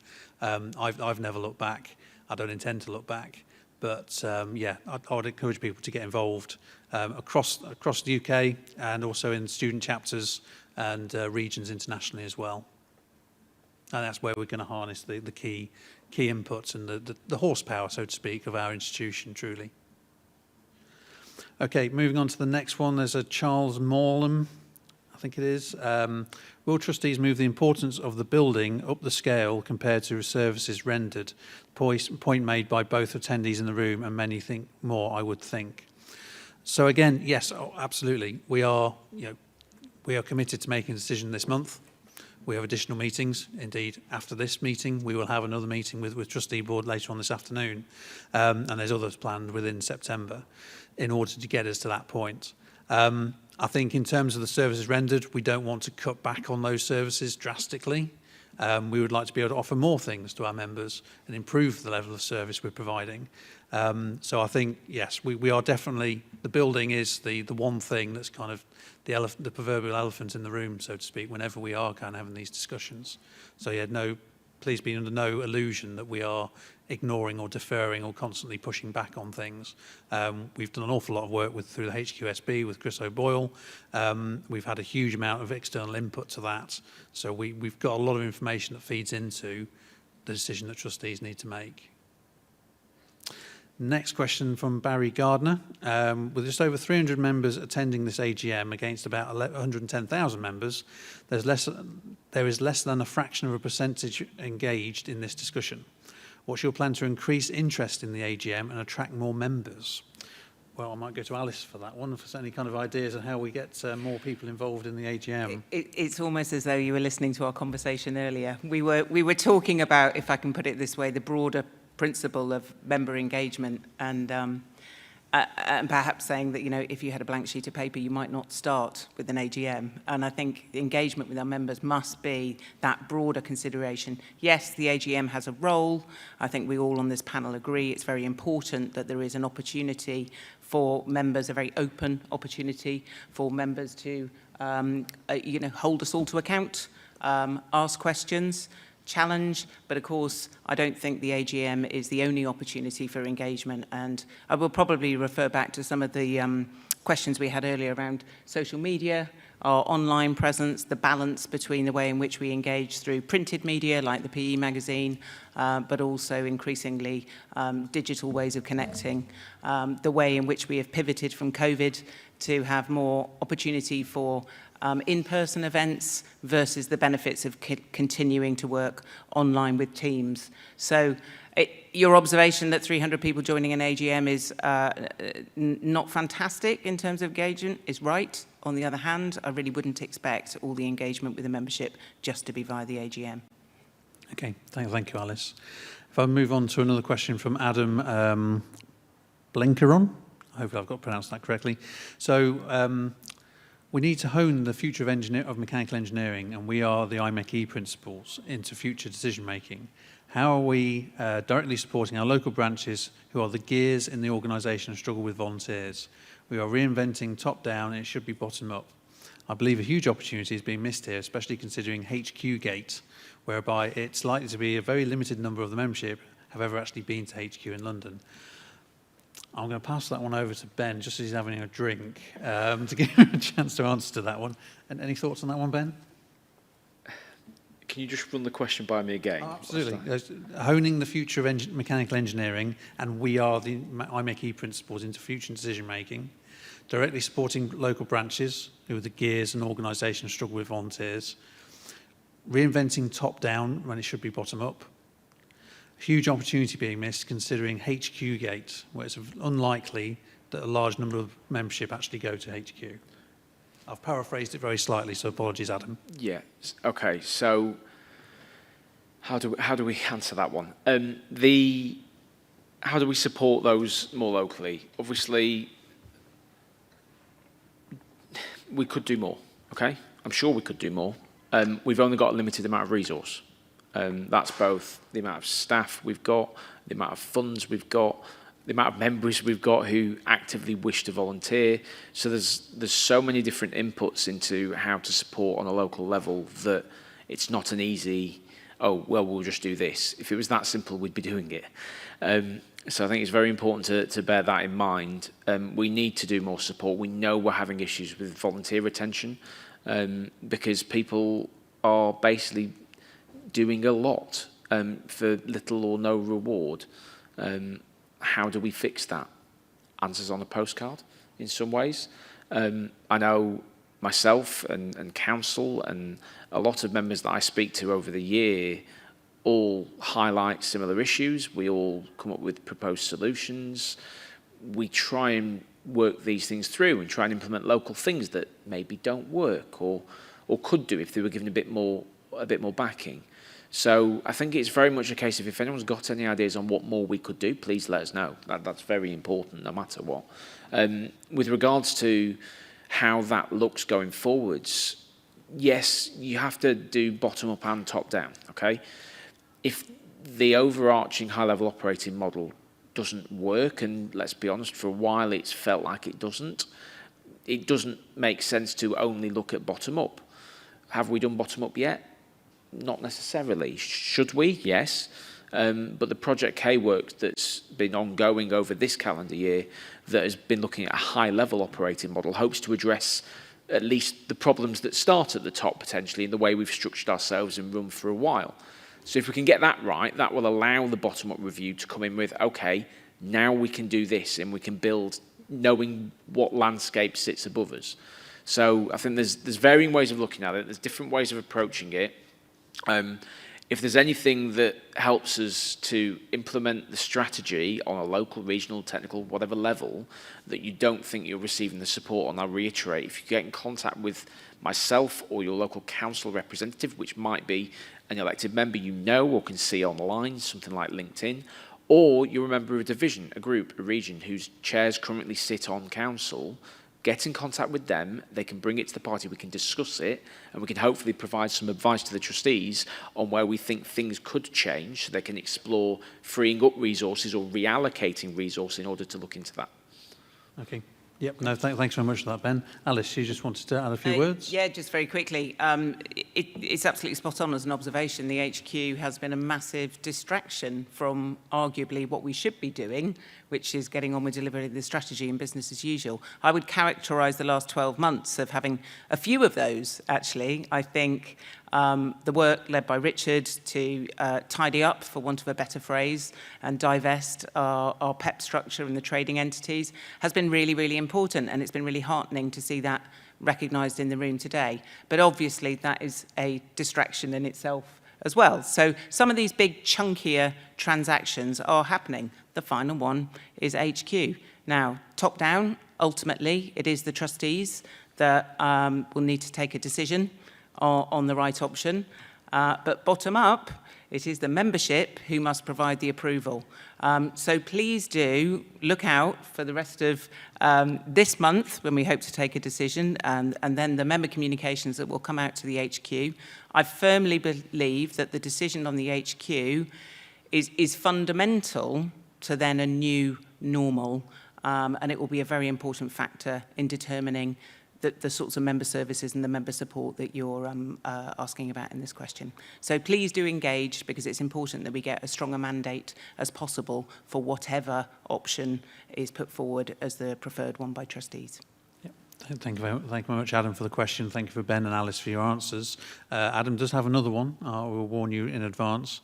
So £50 from each membership towards STEM through Engineering Council is not enough for the UK to bridge the skills gap, which currently is a massive gaping hole and impacting projects across the country. We need to invest in the future now. Can we raise that number? Alice, is there anything you think we can do? Do we need to go to the Engineering Council and ask them to increase that portion so we spend more on STEM, do you think? No, it's an interesting one, actually. So the money goes straightly to the Engineering UK board, and then Engineering UK board decide on the split between activities that Engineering UK do, so typically along the education and outreach lines, versus the activities that the Engineering Council do. What is important is that we build alliances with all the others sitting around those tables, so we make sure that our objective, whatever that right split might be, stands the most chance of getting adopted. Okay, thank you very much, Alice. Right, I think we've got 4 or 5 questions still to go through, so we're going to put a hold on the Q&A, right, typing in of questions, and then we'll kind of come into the room to kind of finish off. Question from Aluse Ayadodin, again, apologies for pronunciation. Has the board considered making the building a tourist attraction for revenue generation? I know tourists walk past the location in droves. Alice, have we the IMechE attraction for bringing in extra revenue, is that being considered? Nothing's been ruled out, and we've looked at all options, but as I said earlier, when it comes down to it, those 5 options emerge as the most likely options for the future of our HQ, and a tourist attraction wasn't in the top 5. No, okay, thank you for that. Thank you for the question. Moving on to Stephen Sower. Do members have access or visibility of a roadmap for investment into elements, or potential otherwise, that will serve to generate income, and where can this be accessed? So roadmap for investment. So Richard, is that something that Finance Board might be able to comment on? We haven't got a roadmap for investment. I can sort of start off with that sort of a very straightforward answer. I'm probably intrigued a little bit about the type of investment that's being thought about. We do have, through the Stevenson Fund, some mixed motive investments, but they are very long-term in nature and actually managed on our behalf. Maybe actually you could just drop me an email with what you've got in mind, and then I can actually maybe give a better answer, unless you've got one. Yeah. I just wonder whether the question is driving at our digital investment, because we talk a lot about physical investment in the building, but of course our digital investment is equally important to stay relevant. Yep, no, of course. Yeah, so I think, Stephen, if you could kind of just drop Richard an email and let him know what you kind of more specifics on that, and you can have a better discussion there. Okay, next question is from Gilbert Amita. Hello, thank you for the presentation, as though I joined a bit late. Is there any plan to increase participation, membership and presence in East and Southern Africa, open to volunteering towards this cause? I might take that one on. So, yeah, we do have a number of regions internationally. I think about a third of our membership is international. I know we have the International Strategy Board. So if there's anything in particular that you wanted to raise to the ISB, you would have a representative nearby who would be able to do that. Likewise, in terms of council, where Ben was talking earlier, by all means, we have international representation on council as well, that can bring things through via that route. So always open to increased participation membership anywhere in the world. So I wouldn't just say it would be the East and Southern Africa, but yeah, if we think there's an opportunity there, then it's something we should definitely have a look at to see how we might take that forwards into the future. So thank you for that question, Gilbert. Next one is Chris Nelson. Listen to the AGM finance update and scan the AGM report. Clearly the finances are a very complicated matter, but I'm left without any overview about the state of the finances. I appreciate the action mentioned in this area, but I'm not convinced that the subsidiary companies add any value, nor am I convinced that they will not lose us further money. Could we have a quick, simple summary of income, expenditure and reserves, even if a repeat? Obviously, I realise that the building maintenance and possible full/partial scale will have a large effect, and there will be a lot of caveats, but the uncertainties are obscuring any overall clarity. I'm sure any members will be in the same position. So is that something, Richard, you want to mention now, or do you want to maybe take that offline and have a chat with Chris separately?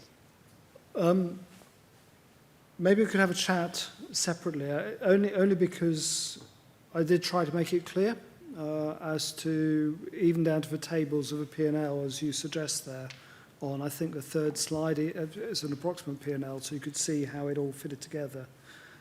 So maybe it's best if we have a chat to work out what you'd like more would be helpful to you. Sure. Okay. No, so yes, if you could do that, please. Last one is Charles Morlam. Can we use our free reserve stroke funds in our banks to repair the HQ building? Richard, off to you again on that one. Yes, if it falls down today. Sorry, that's a slightly... No, that sort of free reserves are there for emergency. Yep. I think the free reserves, again, sorry, that was a slightly not entirely tongue-in-cheek answer. The reserves are there specifically for adverse events. So basically, if something goes badly wrong, and it could be the building, but it could equally be, let's just say, a really bad IT incident. It could be all sorts of things which suddenly mean that actually we've got to put a lot of money to fixing something very quickly, and reserves are there to make sure we've got the cash to cover that off at short notice.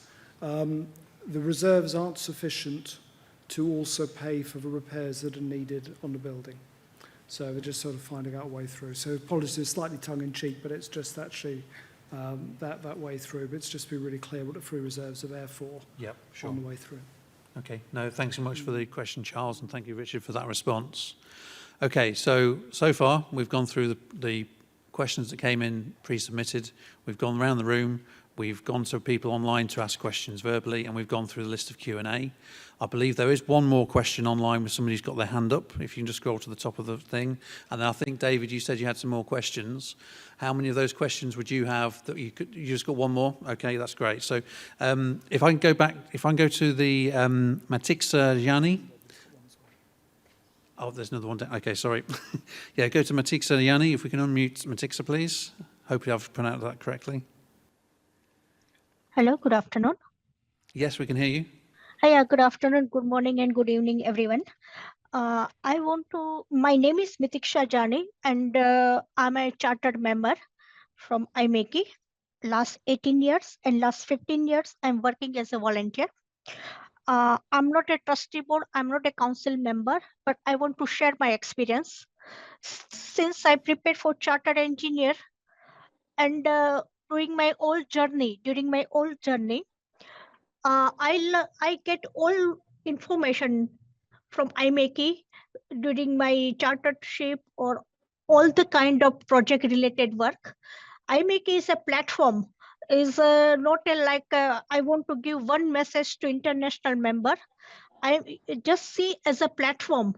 If you want anything, I get everything from IMechE, all information, all kind of guidance.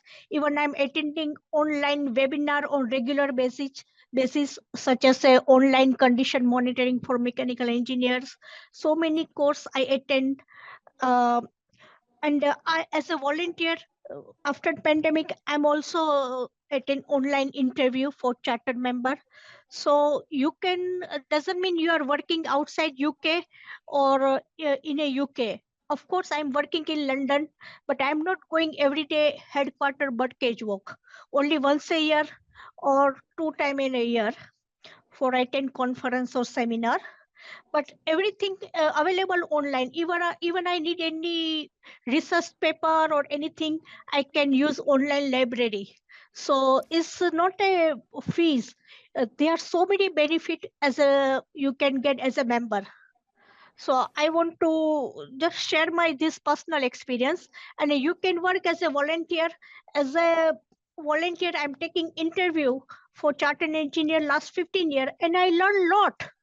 So this, I'm from rail background, but I learned a lot from civil engineering, aerospace, structure side, defense side.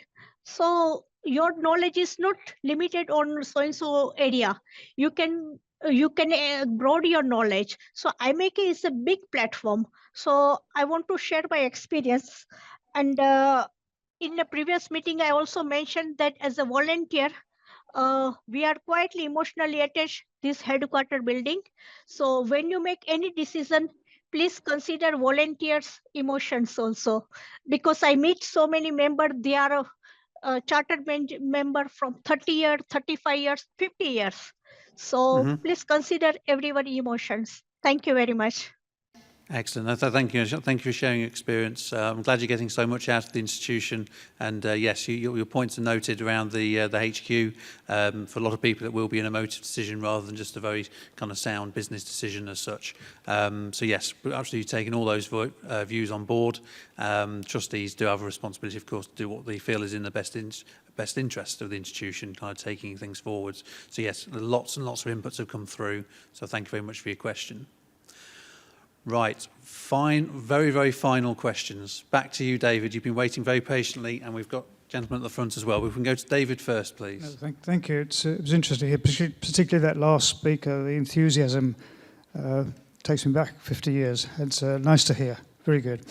I just wanted to comment on the report as a whole as we're getting to the voting stage. A couple of years ago, we were sent a letter by our past president warning us we were living beyond our means. That was a few years ago. And it strikes me that there's a certain sort of complacency in this report, which is in stark contrast to the slides that Richard put up, which I thought were a fair representation of where we really are. And what really worries me, I suppose, about what we're hearing and seeing is that even though the direction might be okay, the pace at which we're moving is sadly lacking, really lacking. And you heard a couple of examples already just in the last few questions. So the issue of member support and things like that. Ben says lack of resources. Yet we hear that we don't even meet the budget target. Yet 2 or 3 years now we've heard let's increase by 10%, by 10%, by 10%. We miss the target year after year after year. That's just too complacent from my point of view. There's a lot more to be done around that sort of area. And I hope we'll pay some attention to that as we go forward. The issue here for me is all about pace. Otherwise, we're not going to get there. And if you take some examples from the plan of action that is in the report, I think it's on page 27, it seems to me terribly complacent in terms of what it's asking for. I'll just rick up a thing here. So, for example, I quote here, it says, continuing our commitment to digital transformation by mapping and understanding our current systems. Well, please, how long have we been going at this now? And we don't even understand our current systems? How can we develop a plan to meet our strategic ambition if we don't even understand where we are? How can we map our way towards that strategic ambition and understand the costs and resources that are there? That, to me, doesn't sound right. We talked earlier on about cost savings and things, and earlier on we talked about the policy action. Well, it's a matter of fact that the coordination of policy as far as government is concerned is done by the Royal Academy of Engineering. I happen to know because I was heavily involved with them in actually setting that up. And they get paid by government. So all the good work that our members do in terms of contributing to the reports we feed into that process, we don't get paid anything for that. That's another opportunity, I think, for actually getting some revenue going in. And I think, therefore, what I'm really saying is we need to sharpen our act. We need to start moving much, much further because unless we move faster, unless we up our pace, we are never going to be competitive against the other institutions that are out there. We're never going to deliver on member services. And I think this report isn't satisfactory in that regard. We need to do much, much more going forward. And I hope, Matt, under your president thing, you put a bit of a rocket up us to do something and encourage us all to engage much more. And I've said quite openly, I'm quite happy to stand by and do something if you think it's appropriate, or just stand back and let others do it if you think that's appropriate as well. But for me, this report does not do it, and therefore I should be voting against this report. Okay, no, thank you, David, for your points there. Yeah, we certainly don't want to give the impression of kind of complacency. I know there are things we want to try and do, and we do struggle sometimes to kind of move at pace. But in terms of the mapping element, I know that Jake Fraser, who left us recently as CTO, he'd done an awful lot of the mapping processes already, and obviously the report is reflecting on what we were doing during 2024. It does also show that we are still kind of finalising, if I get my teeth back in, that element. So I wouldn't have said we don't know what our processes are. We do have an awful lot of them. That's another kind of thing that we need to kind of deal with. Is there anybody else who wanted to kind of maybe talk to that at all, or provide a perspective? I think, well, probably two elements. One is agreeing absolutely on pace, but it's also deciding what to do at pace rather than trying to do everything at pace, otherwise nothing happens. So it was absolutely an element of prioritisation. But I would want to counter just any sense of complacency. I'm really don't get that sense of complacency around the place, but understand you'll read the report and form your own views. Okay. Excellent. One very last question, just before we move on. Robin Grote. Hopefully I can be quick. Just reflecting on the discussion about the 24 accounts and to some extent the report as well, and something that Ben said about the opportunity that council had on this. It does feel as if there's a bit of a we need to sort of look at the governance here. We trust through council. They're representing us as members, and it doesn't really feel they had the chance to properly look at this. And I wanted to say is, can we do this for 2025? Can we be absolutely clear that council get the adequate time to be able to see this, discuss it, and vote on it? But if I've misunderstood that, please correct me. Yeah, no, sure. I think we get to a point year on year where we get sight of advanced drafts. We get sight of the numbers via representatives onto finance board and things like that. And it's very hard to coalesce a body of 80 odd people in council, because it's a rather large number, to look through the things in detail and have a really informed discussion. We make time for it, and sometimes drafts come, and then drafts are updated, and then further. So then which ones do you start looking at, or when? So there's various aspects to the creation of these documents, which we are required to do, that council can do more on and should do more on and will do more on with the help of the trustees and the executive. We have improved year on year how we've looked at all of this, and we have had an impact on the changes. If you look over the last sort of 4, 5, 6, 10 annual reports, I think they're all there on the website, you will see that the way it's presented is gradually improved year on year. Is it perfect? No. Is it getting there? Slowly. Goes back to David's point about pace. But yeah, we are making sort of, I won't say marginal gains, but we're making gains every single time we come to this. The circumstances of any given year's report are based on what is going on in the background. So obviously the things that happen in 2024 are important. The things that happen in this year, equally important, and they're different in some cases. So it's the way you review things, the way you come to things is not one template fits all year on year. We can do more. We will do more as best we can as a council, with the support of the executive and the trustees and everyone who's involved in the creation of those documents, to give our members, our council members, your representatives, a greater scrutiny, whilst also acknowledging that the report is for all of the members, not just those on council. So we will help guide, but we don't want to write it for the institution, because it's not our report, it is the trustees' report to the members. So there's a balance to find there. We're getting better at it. Yeah, and I think that's fair. I think that's fair, and I think it's important to note that it is the trustee board's report, so we have ultimate accountability for signing it off and all the content, etc. I think what I'd also say is that kind of collaborating wise, during my 2 years as Deputy President, I sat on the Council Leadership Committee as an observer for various meetings throughout that time. Richard has taken over that role as Deputy President this year from myself. So again, more of those kind of open discussions and what CLC considerations might be, what Council's concerns might be kind of feeding up through CLC. Some of those things are happening. And also we've got observers on, Council observers on Finance Board, Audit and Risk Committee, etc., Stratcom as well, I believe, in order to kind of help ensure that council know what's going on in various different areas. Ben, if you want to... Yeah, just one thing on that. There's also been a criticism that council leadership have been more read in than the wider council. Absolutely fair. That's exactly the way it's been working over the last 6, 7, maybe a bit longer years. we're trying to now be more transparent across the institution, not just between the trustees and council, and the executive and trustees and council, but also between council leadership and the wider council. In August, we had our first Keep in Touch forum, which was basically meant to be an informal chat amongst as many council members who could choose to attend that session on what's going on. If we wait for formal meetings, sometimes things get missed, sometimes you don't have time to discuss everything in a formal setting.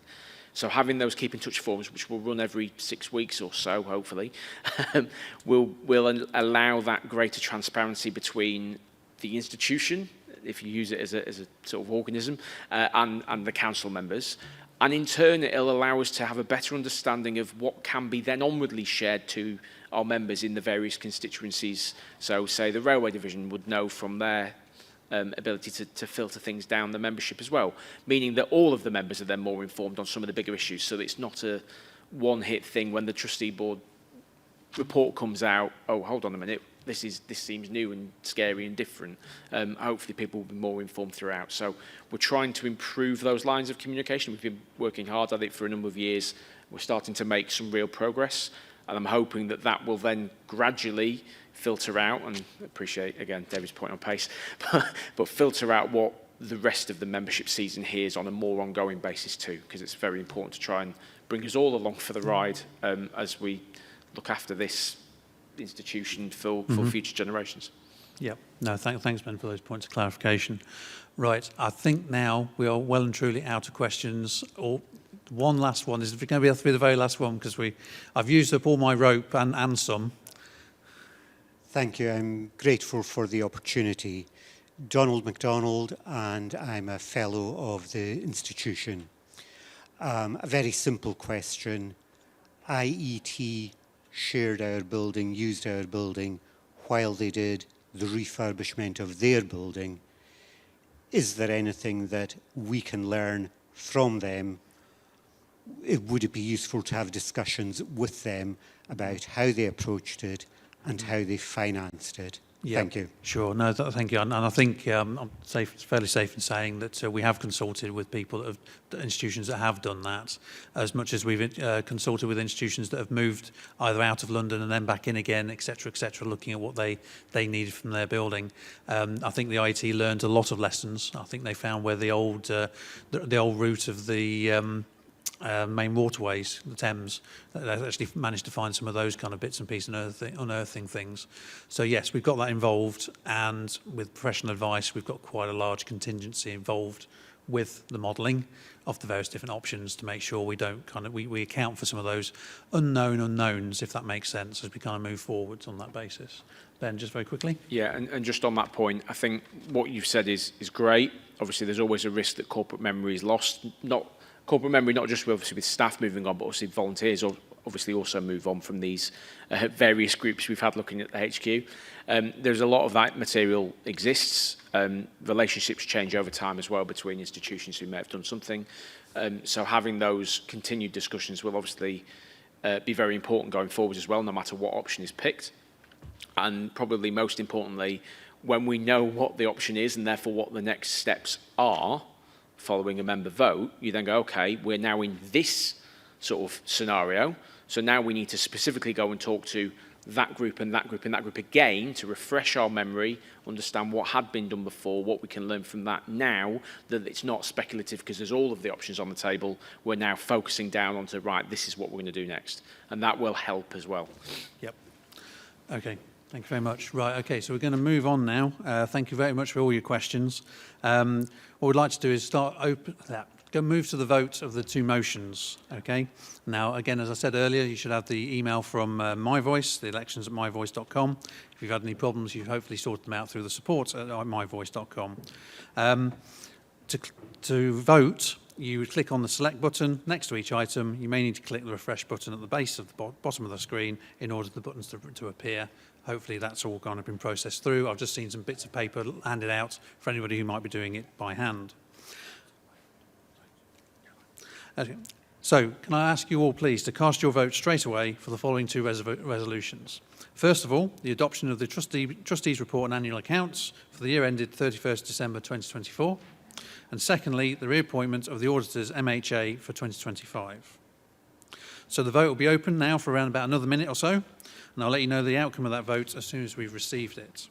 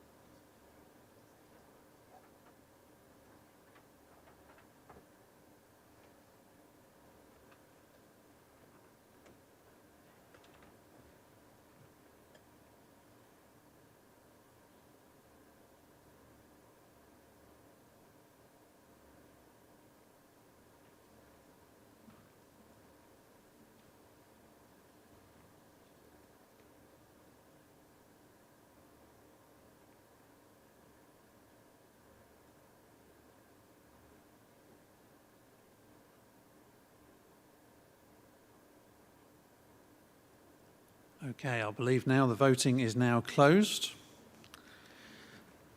Hopefully I will get the results through in a second. Here we go. Okay, so I've now received the results, and I declare the results of the motions as follows. For the resolution number 1, presentation and review of the Trustee Board's report and annual accounts for the year ending 31st December 2024, resolution has passed. And for the reappointment of the auditors, the resolution has also been passed. So that's IMechE for 2025. Now, the full voting figures, including the proxy votes, will be ratified and published on our website. Now, we'll get around to closing remarks. I think there's a couple of people I'd like to mention, actually. First of all was Jo Horden, our membership director, will be shortly leaving the institution. She's been with us for over 30 years, which is an achievement in itself, and has been a key element of us achieving quite so many new registrations each year as we've kind of moved forwards. But also, people will have seen from recent communications that Alice, our CEO, will be moving on at the end of this month. And I think it's really, really important that we've give her a send-off as part of this, this meeting. But no, during her tenure, Alice has overseen a period of significant progress, helped establish a clear strategic direction, strengthened our financial position through the kind of divestment of the subsidiaries, and certainly has enhanced the institution's external presence considerably, ensuring that the engineering community continues to make sure we with the strength of the D&I support that Alice has, welcome and develop talent from all backgrounds. From 1st of October, Joe Passingham, who's currently our Chief Operating Officer, get my teeth back in again, and Deputy CEO, will serve as Interim Chief Executive. Joe will continue to lead the institution towards the delivery of our strategy and 2030 vision to become a global, inclusive and digitally enabled engineering community. On behalf of the trustees, I would very much like to thank Alice for her important contributions to our institution over the last 4 years and for her tireless efforts to advance our commitments to improving the world through engineering, and we wish her really wish her well during the future. Thank you, Alice. Thank you. And I think it's only fair I'll let Alice say a few words after that. Very good, very good. Thank you, Matt. That's very, very kind indeed. Yeah, I suppose just a couple of reflections, really, parting thoughts. Really enjoyed my time here at the institution, first of all. People who know me know I often think in threes, and actually I've got 3 parting thoughts, quite a lot of which has been raised in the meeting today. I think most of all, I'm especially proud of the improved financial foundations and the transparency of the financial foundations. I think there's been lots and lots of heavy lifts on that, with some very sterling efforts from trustees, from members, from staff alike. So I'm really, really pleased that that's in good shape. What I would point to the future is, of course, we've got an imminent decision on the HQ. I, like every other member, will just be but one voting member, but I will be looking at that very, very much through the lens of financial considerations and affordabilities, because I think it's very, very important for the future of our institution. Secondly, I hope I've been able to contribute to a more open and inclusive culture. That's not just because that's, morally and ethically the right thing to do, to treat each other with respect. It is also because, as we all know, culture is absolutely fundamental to performance, to engagement, and to the reputation of every modern workplace. So I think a modern organisation. So I think it is incredibly important that we take this seriously. We should be able to challenge each other. We should do that kindly and constructively. We shouldn't be doing it in a way which is simply to run people down, score points. We need to create an environment where we get the right conditions for constructive challenge, because that is how the best decisions will be taken. We quite simply would be letting ourselves down if we don't do that. So I'm really delighted that we got the culture review. I think Matt mentioned it in your opening remarks, and I just would encourage everyone to get involved in that forward piece of work. And then finally, I suppose just, keep embracing the change. It's really, really important that we remain relevant into the future. And it's really important that we continue to evolve our ways of working to make sure that we are a welcoming organisation that is really fit for the future, because you know what, society really needs engineers. So we need to make sure that happens. So thank you all, and I certainly hope I will see many of you at a future event, perhaps IMechE social gathering or one of our prestige events. So thank you.